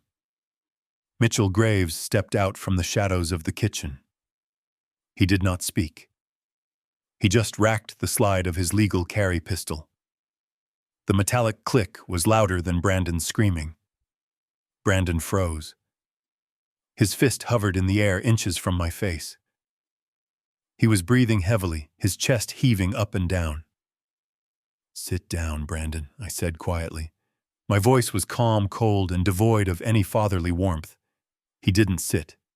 He backed away, pacing the small room like a caged animal. "Why are you doing this?" he yelled, pointing a shaking finger at me. "You are supposed to be my father. You are supposed to protect me. So what if we took the company? It was going to be mine anyway. You are old. You are past your prime." "We needed the money." Vanessa interjected. "Don't drag me into this, Brandon. This was your idea. You said he was weak. You said he would never fight back." I looked at them. They were already turning on each other. The rats were eating their own tails. I stood up slowly. I picked up a single piece of paper from the small table beside me. It was not a medical record. It was not a bank transfer. It was a printout of an encrypted email. "I have one question for you, Brandon," I said. "And I want you to think very carefully before you answer. Because the police are already in the elevator." Brandon stopped pacing. He looked at the door, then back at me. "Did she fool you?" I asked. "Did Vanessa trick you into thinking she was pregnant? Or did you know?" Brandon blinked. He looked at Vanessa. She was glaring at him, daring him to speak. She lied to me," Brandon stammered. He looked back at me, his eyes filling with fake tears. "Dad, I swear. I didn't know. I thought the baby was real. I grieved for that child. I sent you to prison because I was in pain. I am a victim here too." I looked at him with profound sadness. Even at the end, even with the noose around his neck, he was still a coward. I held up the paper. "Stop lying," I said. My voice cracked slightly. For the first time today, I felt the true weight of the betrayal. It wasn't the money. It wasn't the prison time. It was this. "This is an email," I continued. "It was sent from your private server to Vanessa 3 weeks before the accident. Mitchell's forensic team decrypted it this morning." I began to read. Subject: the exit strategy. Body: Vanessa, we need to accelerate the timeline. Dad is asking too many questions about the trust fund. If he finds out I borrowed against the company assets, we are finished. You need to stage the miscarriage soon. Make it dramatic. Make sure there are witnesses. If we can pin it on him, we can trigger the morality clause in the bylaws and force him out. I don't care what it takes. Just get it done." I lowered the paper. The room was deadly silent. The only sound was the distant wail of sirens getting closer. "You knew," I whispered. "You knew she couldn't get pregnant. You knew there was no baby. You weren't a grieving father, Brandon. You were the director of the play. You sent me to prison not because you were angry, but because it was the most convenient way to cover up your embezzlement." Brandon's face crumbled. The mask of the victim fell away, revealing the monster underneath. He didn't look sorry. He looked caught. "You didn't give me a choice," he spat, his voice dripping with venom. "You were always so perfect. Augustus King, the great businessman, you never let me lead. You never let me fail. I needed the money because I made bad bets. I owed people. Dangerous people. I had to get you out of the way." "You could have asked me," I said. "I would have given you the money. I would have sold the company to save you." "No, you wouldn't." Brandon laughed, a bitter, ugly sound. "You would have lectured me. You would have looked at me with that disappointment. That disappointment is worse than prison, Dad."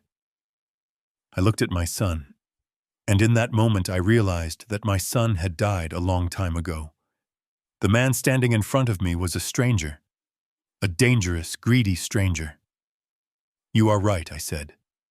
"I am disappointed. But not because you failed in business.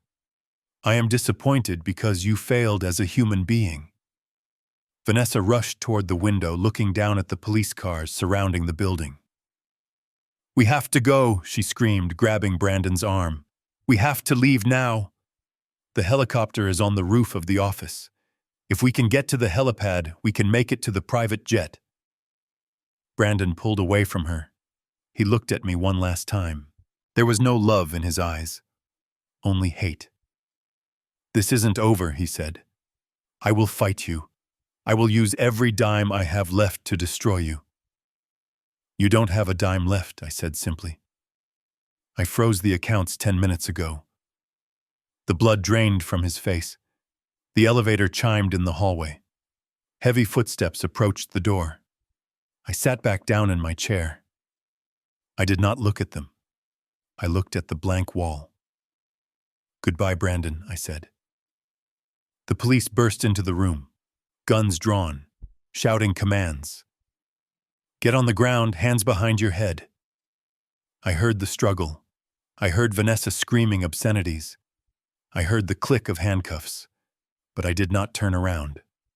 I could not bear to watch. I closed my eyes and listened to the sound of my family being dragged away. I was free. I was vindicated. I was the winner. So why did it feel like I had just lost everything? The private terminal at O'Hare International Airport is designed for people who do not wait in lines.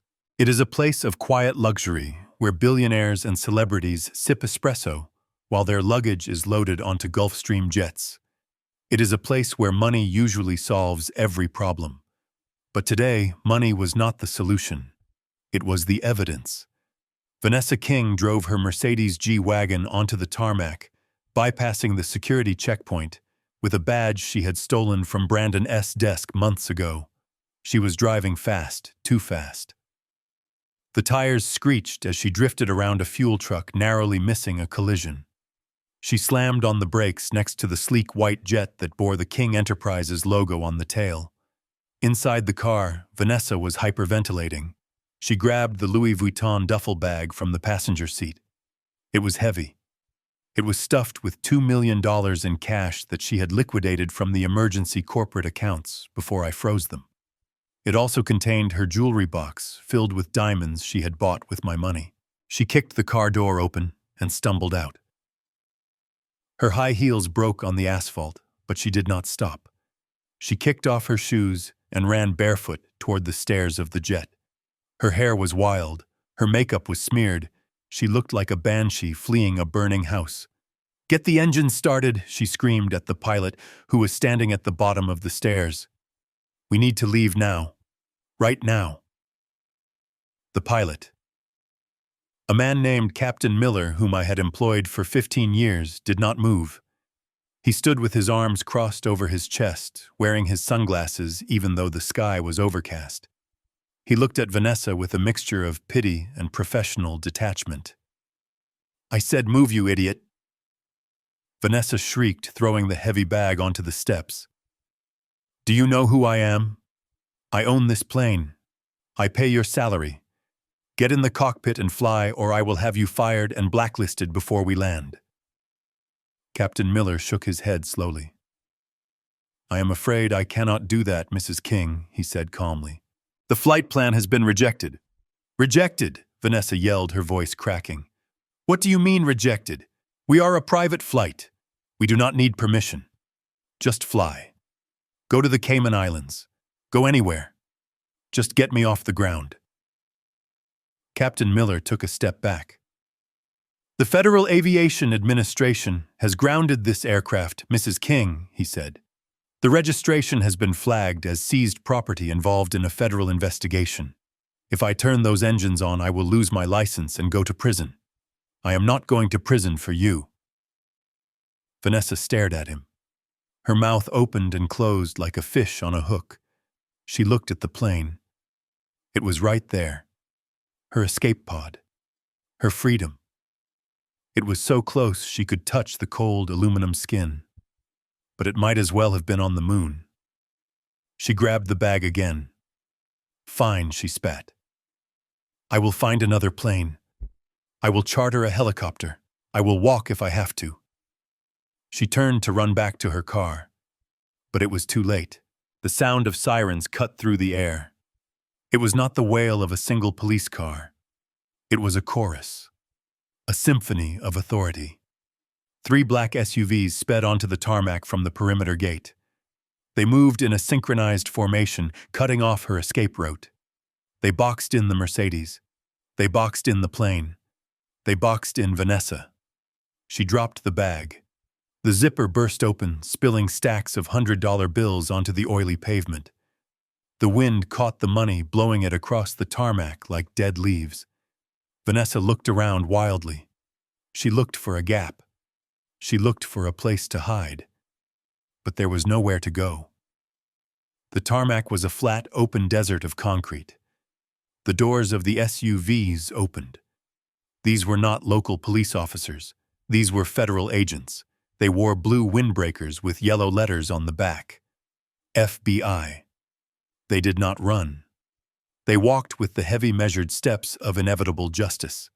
They had their weapons drawn but pointed low. They knew she was not armed with a gun. She was armed with something much more dangerous. Lies. Vanessa started to scream. It was a sound that did not sound human. It was a high-pitched shriek of pure, primal terror. She fell to her knees in the middle of the scattered money. She started gathering the bills, trying to stuff them back into the bag.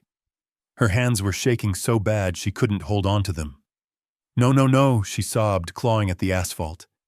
"This is mine. This is my money. You cannot take it. I am Vanessa King. I am a victim. My husband abused me. I am fleeing for my life." An agent stepped forward. He was a tall man with a grim face. He kicked the bag away from her. "Vanessa King," he said, his voice booming over the wind. "You are under arrest." Vanessa lunged at him. She tried to bite his leg. She was not a sophisticated socialite anymore. She was a feral animal. She scratched and kicked, spitting at the agents. "Get off me!" she screamed as two agents grabbed her arms. "Do you know who I am?" "I will sue you. I will sue the government. I have rights." "You have the right to remain silent," the agent said, forcing her hands behind her back. The handcuffs clicked. It was a sharp, metallic sound, the sound of a steel trap snapping shut. Vanessa thrashed against the restraints. She looked up at the sky, screaming at God, screaming at the universe, screaming at me. "It is a mistake," she wailed. "He set me up. Augustus King set me up. He is the criminal. Ask my husband. Ask Brandon." The agent leaned down close to her ear. "We have spoken to your husband, Mrs. King," the agent said. "And we have spoken to Mr. Mitchell Graves. We have the wire transfer records. We have the emails. We have the sworn affidavit from the clinic in Mexico. We know about the perjury. We know about the money laundering. We know about the fake pregnancy." Vanessa stopped screaming. She went limp. Her eyes went wide. She realized that the wall of lies she had built brick by brick over the last 2 years had not just cracked. It had collapsed and buried her alive. The agents hauled her to her feet. She had lost one of her diamond earrings in the struggle. Her designer dress was torn and stained with grease from the tarmac. She looked small. She looked pathetic. They dragged her toward the waiting SUV. She dragged her feet, leaving a trail of scuff marks on the ground. "My money," she whispered. "My diamonds." "They are evidence now," the agent said, pushing her into the back seat. As the door slammed shut, I imagined the sound echoing all the way back to the city. It was the end of the performance. The curtain had fallen. I was not at the airport. I was sitting in my apartment, watching the live feed from a news helicopter that was circling overhead. I watched the black SUVs drive away in a convoy. I watched the wind blow the loose $100 bills across the empty runway. Vanessa had wanted to live a life of high-flying luxury. She had wanted to be untouchable. And now she was. She was in the custody of the United States government. She was going to a place where her charm, her lies, and her fake tears would have no currency. She was trading a Gulfstream jet for a prison van. She was trading a mansion for a cage. She was trading my life for hers. I turned off the television. The silence in the apartment was beautiful. Mitchell Graves walked in from the other room holding a bottle of vintage scotch. "Did they get her?" he asked. I nodded. They got her. Mitchell poured 2 glasses. To justice, he said, raising his glass. I looked at the amber liquid.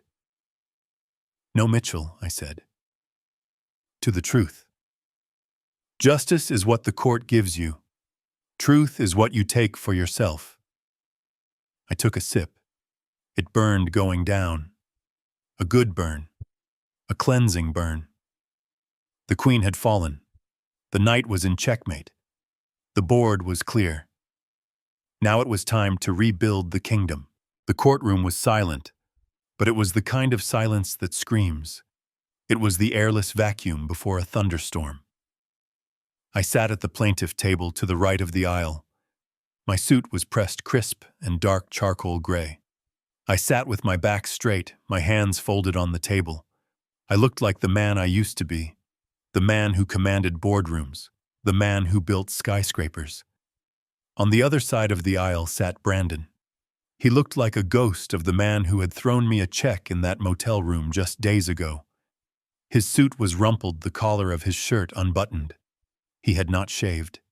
His eyes darted around the room looking for an exit, looking for a friend, looking for salvation. But there was none.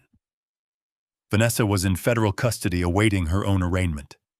His lawyers, the best defense team money could buy, had resigned yesterday when his assets were frozen.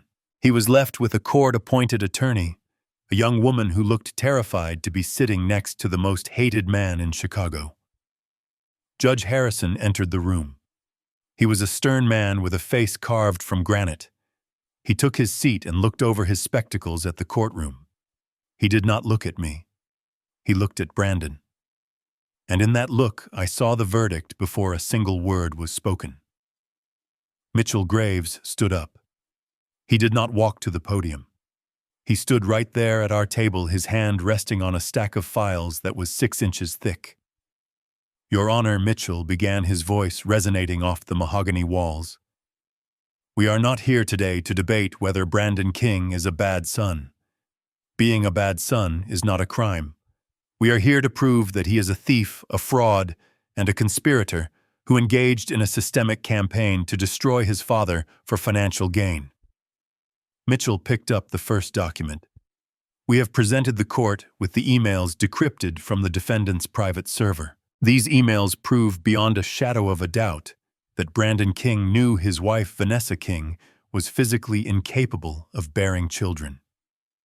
Yet he used the alleged death of a non-existent child as the pretext to force his father to plead guilty to a crime that never happened. Brandon jumped up. I didn't know, he shouted, his voice cracking. She lied to me too.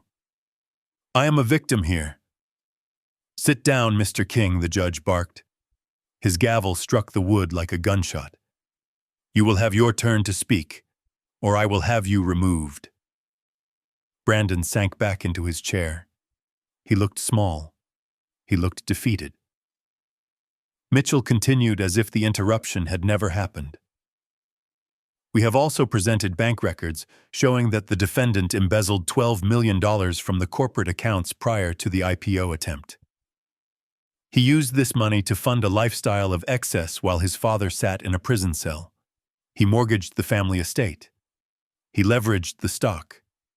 He turned a legacy into a piggy bank. Mitchell paused. He turned to look directly at Brandon. But the most damning piece of evidence is not financial, Your Honor. It is testamentary. Mitchell walked over to the bench and handed a document to the bailiff, who passed it to the judge. This is the last will and testament of Beatrice King, the defendant's mother and the plaintiff's late wife. I felt a lump form in my throat. Beatrice. She had been the heart of our family. She had loved Brandon with a ferocity that frightened me sometimes. But she also knew him. She saw the cracks in his character long before I did. Please turn to page 14, Mitchell said. Clause 7, Section B, the morality clause. The judge adjusted his glasses. He read the text silently, moving his lips slightly. Then he looked up at Brandon. Mr. Graves, please read the clause for the court, the judge said. Mitchell cleared his throat. The clause states that the transfer of the family trust and the voting shares is conditional. The beneficiary must maintain a standard of ethical conduct consistent with the values of the King family. If the beneficiary is found by a court of law to have engaged in gross moral turpitude, fraud, or criminal activity against another family member, then the inheritance is immediately voided. Mitchell closed the file. Gross moral turpitude, Mitchell repeated. Framing your father for the murder of your unborn child to cover up theft. I cannot imagine a definition that fits better than that. The young court-appointed lawyer stood up. She tried to object. She stammered something about the clause being vague, about the definition of moral turpitude being subjective. But it was weak. It was a whisper against a hurricane. The judge waved her down. He did not need to hear arguments. The facts were not in dispute. The emails were real. The theft was real. The medical records were real. Judge Harrison looked at Brandon. Mr. King, the judge, said, his voice heavy with disdain. In my 30 years on the bench, I have seen murderers, rapists, and gang leaders, but I have never seen a case of filial betrayal as cold and calculated as this. You did not just steal your father's money. You stole his time. You stole his freedom. You stole his name.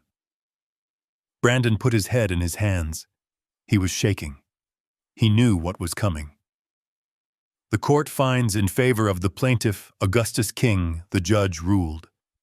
Based on the evidence presented and the clear language of the morality clause, I hereby rule that Brandon King has forfeited his right to the King family trust. The transfer of shares is voided ab initio. The ownership of the King estate is returned immediately to Augustus King. The judge paused. He was not done.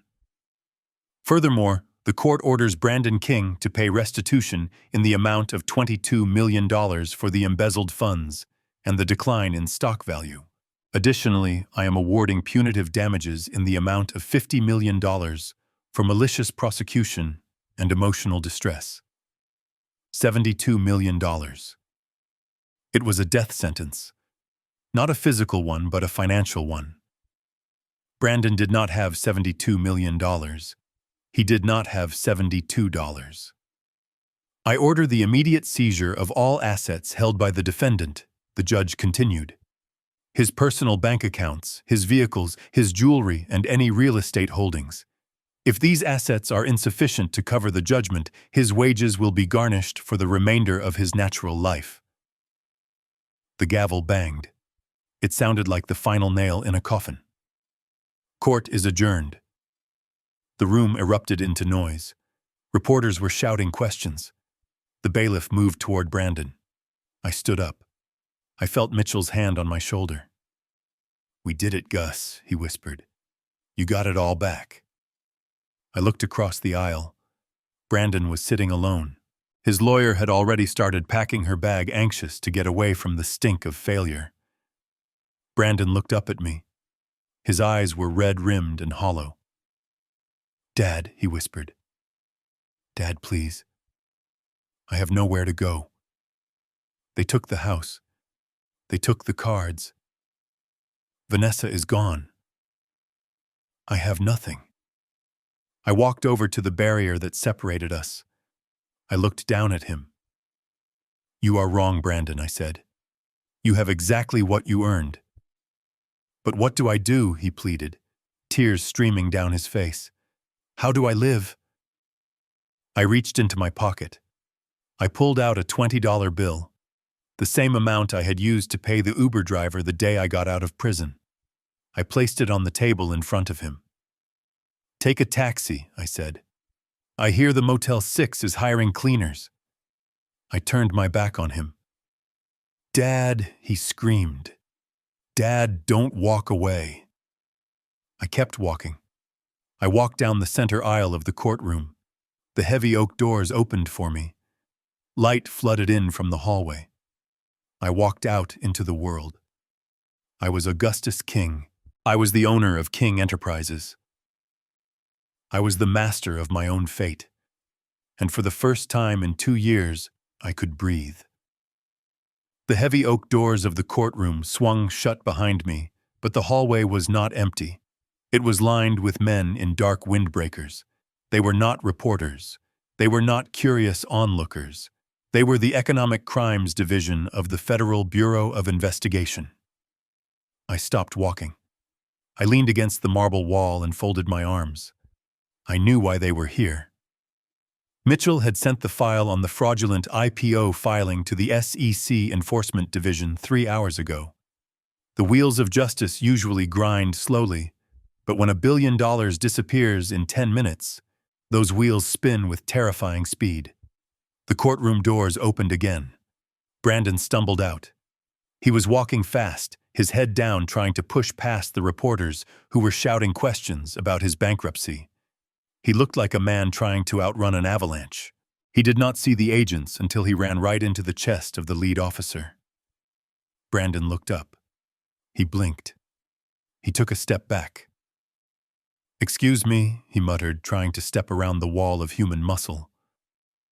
"I am in a hurry." "Mr. Brandon King," the agent said. His voice was flat, devoid of emotion.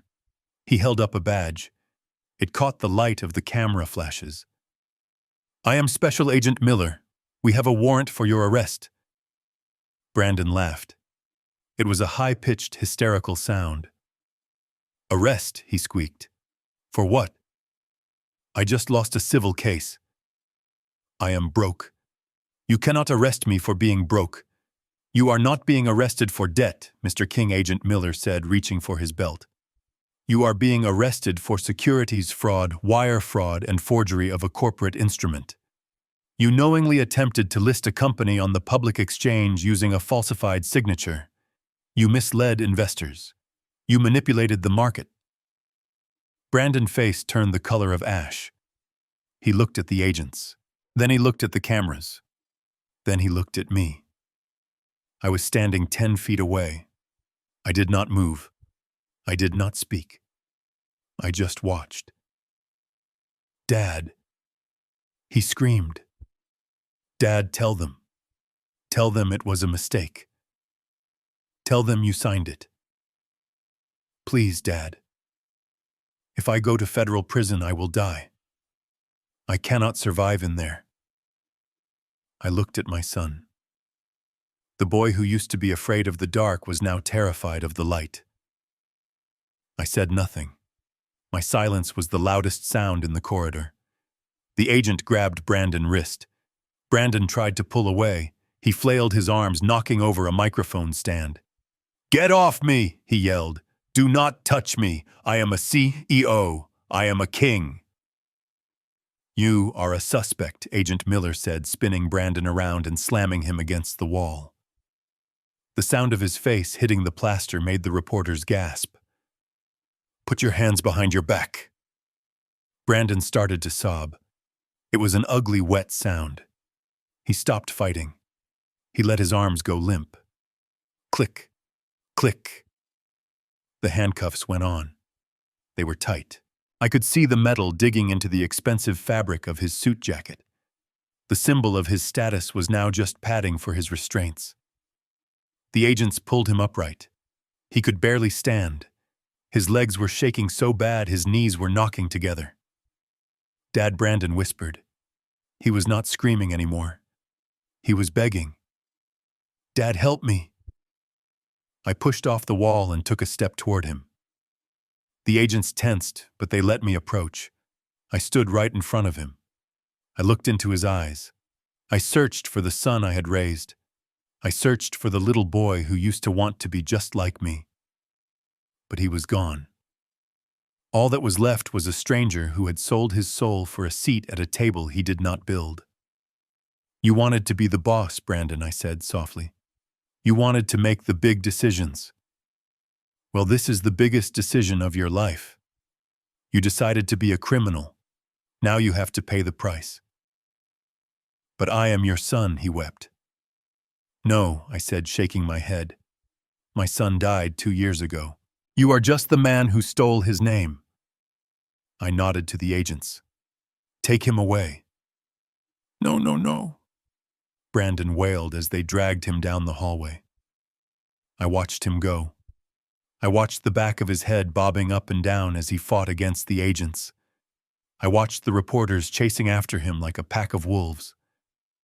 I stood there until the elevator doors closed, swallowing him whole. The hallway was suddenly quiet. The flashbulbs stopped popping. The shouting faded. I looked down at my hands. They were steady. I thought I would feel guilty. I thought I would feel a pang of regret. But I felt nothing. Just a clean, cold emptiness. It was done. The cancer had been cut out. The wound would heal. It would leave a scar, but scars are just proof that you survived. I straightened my tie. I turned and walked toward the exit. The sun was shining outside. It was a new day. And for the first time in a long time, I had work to do. The smell of a federal penitentiary is something you never forget. It is a mixture of floor wax, industrial disinfectant, and old sweat. For 2 years, that smell was the only air I breathed. I swore the day I walked out that I would never inhale it again. But life has a strange sense of humor. Because exactly 30 days after my release, I found myself walking back through the metal detectors of the Metropolitan Correctional Center. But this time, I was not wearing an orange jumpsuit. I was wearing a bespoke Italian suit. I was not shackled. I was a visitor. The guard at the desk recognized me. He was the same man who used to inspect my mail for contraband. He looked at my driver license, then he looked up at me. His eyes went wide. "Mr. King," he stammered. "I saw you on the news. I did not think you would be back." "I am just here to close a chapter, officer," I said, signing the logbook. He buzzed me through. I walked down the long gray corridor. My footsteps clicked sharply on the linoleum. I remembered the shuffle of the inmates. I remembered the heavy, hopeless feeling of walking this hall, knowing there was a cage waiting at the end. Today, I walked with my head high. I entered the visitation room. It was a bleak space divided by a thick pane of reinforced glass. On one side sat the free. On the other side sat the damned. I sat down on the metal stool. It was cold. I folded my hands on the counter and waited. 5 minutes later, the door on the other side opened. A man walked in. At least I think it was a man. He was hunched over, shuffling his feet in cheap canvas slippers. His head had been shaved, revealing a scalp that was pale and vulnerable. He wore a bright orange jumpsuit with a number stenciled on the chest. It was Brandon. He looked 20 years older than the day I saw him in the courtroom. His face was gaunt. His eyes were sunk deep into his skull, surrounded by dark bruises of exhaustion. He sat down slowly, as if his body hurt. He picked up the heavy black phone receiver. His hand was shaking. I picked up mine. "Dad?" he whispered. His voice was tinny and distorted through the speaker. "Hello, Brandon," I said. He started to cry immediately. It wasn't the manipulative crying he used to do. This was the weeping of a broken man. "You have to get me out of here, Dad," he sobbed, pressing his forehead against the glass. "It is hell in here. The other inmates. They know who I am. They know I was rich. They threaten me every day. I cannot sleep. I cannot eat. Please. You have money now. You have the company back. Hire the best lawyers. Get me an appeal. Get me out." I watched him. I watched the son I had raised, the boy I had protected from every scrape and bruise. I had created this weakness. I had shielded him so much that he never developed a spine. "I cannot do that, Brandon," I said calmly. "Why not?" he screamed, slamming his hand against the glass. The guard behind him took a step forward, but Brandon didn't notice. "You are my father. You are supposed to help me. Vanessa." It was all Vanessa. She tricked me. She is the villain. I am just a victim. I shook my head slowly. "Vanessa is in a cell just like this one," I said. "And do you know what she told the FBI? She told them everything was your idea. She told them you came up with the plan to fake the miscarriage because you were terrified of telling me about the gambling debts." Brandon's mouth fell open. "She is lying," he gasped. "It doesn't matter who is lying," I said. "What matters is the truth. And the truth is, you are exactly where you belong." I reached into my briefcase. I pulled out a book. It was not a checkbook. It was a thick, leather-bound Bible. It was the same Bible my father had given me when I started the company. I slid it into the metal drawer that allowed items to be passed between visitors and inmates. "I cannot give you a lawyer, Brandon," I said. "And I cannot give you money. Money is what got you in here. Money is the poison that made you sick." Brandon stared at the book. He looked at it with disdain. "What is this?" he spat. "I need a defense team, not a book." "You need salvation, Brandon," I said. "You need to understand that actions have consequences. You need to learn how to be a man without a credit card in your pocket." I stood up. "Dad." "Wait," he panicked. "Where are you going? The visitation time is 20 minutes. You have only been here for fit." "I have said everything I needed to say," I replied. Brandon pressed his face against the glass. His eyes were wide with terror. "Do you hate me?" he asked. His voice was so small it barely came through the speaker. I paused. I looked at the orange jumpsuit. I looked at the shaved head. I felt a pang of sorrow deep in my chest, but it was a distant feeling like remembering a bad dream. "I do not hate you," I said. "Hate takes energy, and I am done wasting my energy on you. I forgive you, Brandon. As a father, I forgive you. As a Christian, I forgive you." Brandon's face lit up with a flicker of hope. "Then get me out," he begged. I leaned close to the glass. "But the law does not forgive you," I said, "and society does not forgive you. You committed a crime. Now you must do the time. Read the book, Brandon. It is the only thing of value I have left to give you." I hung up the phone. "No," Brandon screamed. He started slamming the receiver against the glass. "No, come back. Don't leave me here." "Dad." The guards grabbed him. They pulled him away from the window. He was kicking and screaming, dragging his feet on the floor. I watched until the heavy steel door slammed shut, silencing his cries. I walked out of the visitation room. I walked back down the long gray corridor. I stepped out into the sunlight. The air tasted sweet. It tasted of gasoline and dust and freedom. I took a deep breath, filling my lungs. I did not look back at the prison walls. I walked toward the parking lot where my car was waiting. I had lost a son, but I had found my self-respect, and that was a trade I was willing to make. The park was alive with the colors of autumn. The maple trees were burning red and gold, dropping their leaves onto the emerald grass. Children were running near the fountain, their laughter mixing with the sound of splashing water. It was a scene of perfect innocence. I sat on a wooden bench, wrapping my coat tighter against the chill. Mitchell Graves sat next to me holding 2 paper cups of coffee.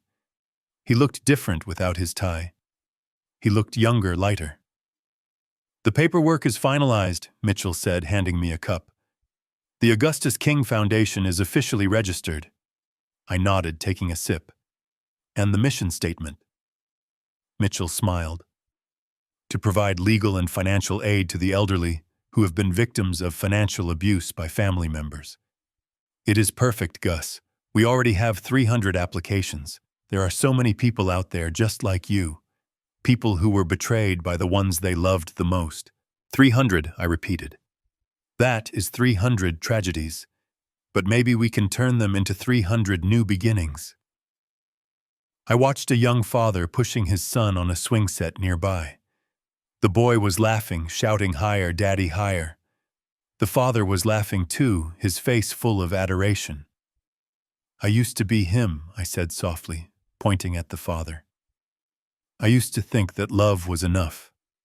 I thought if I loved Brandon enough, he would grow up to be a good man."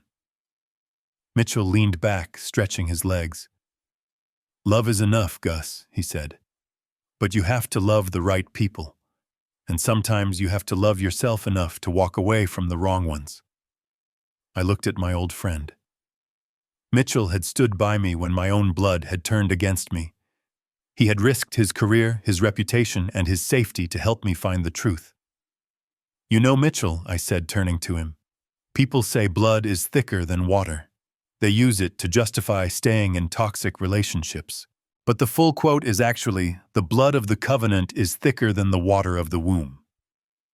Mitchell raised an eyebrow. I didn't know that.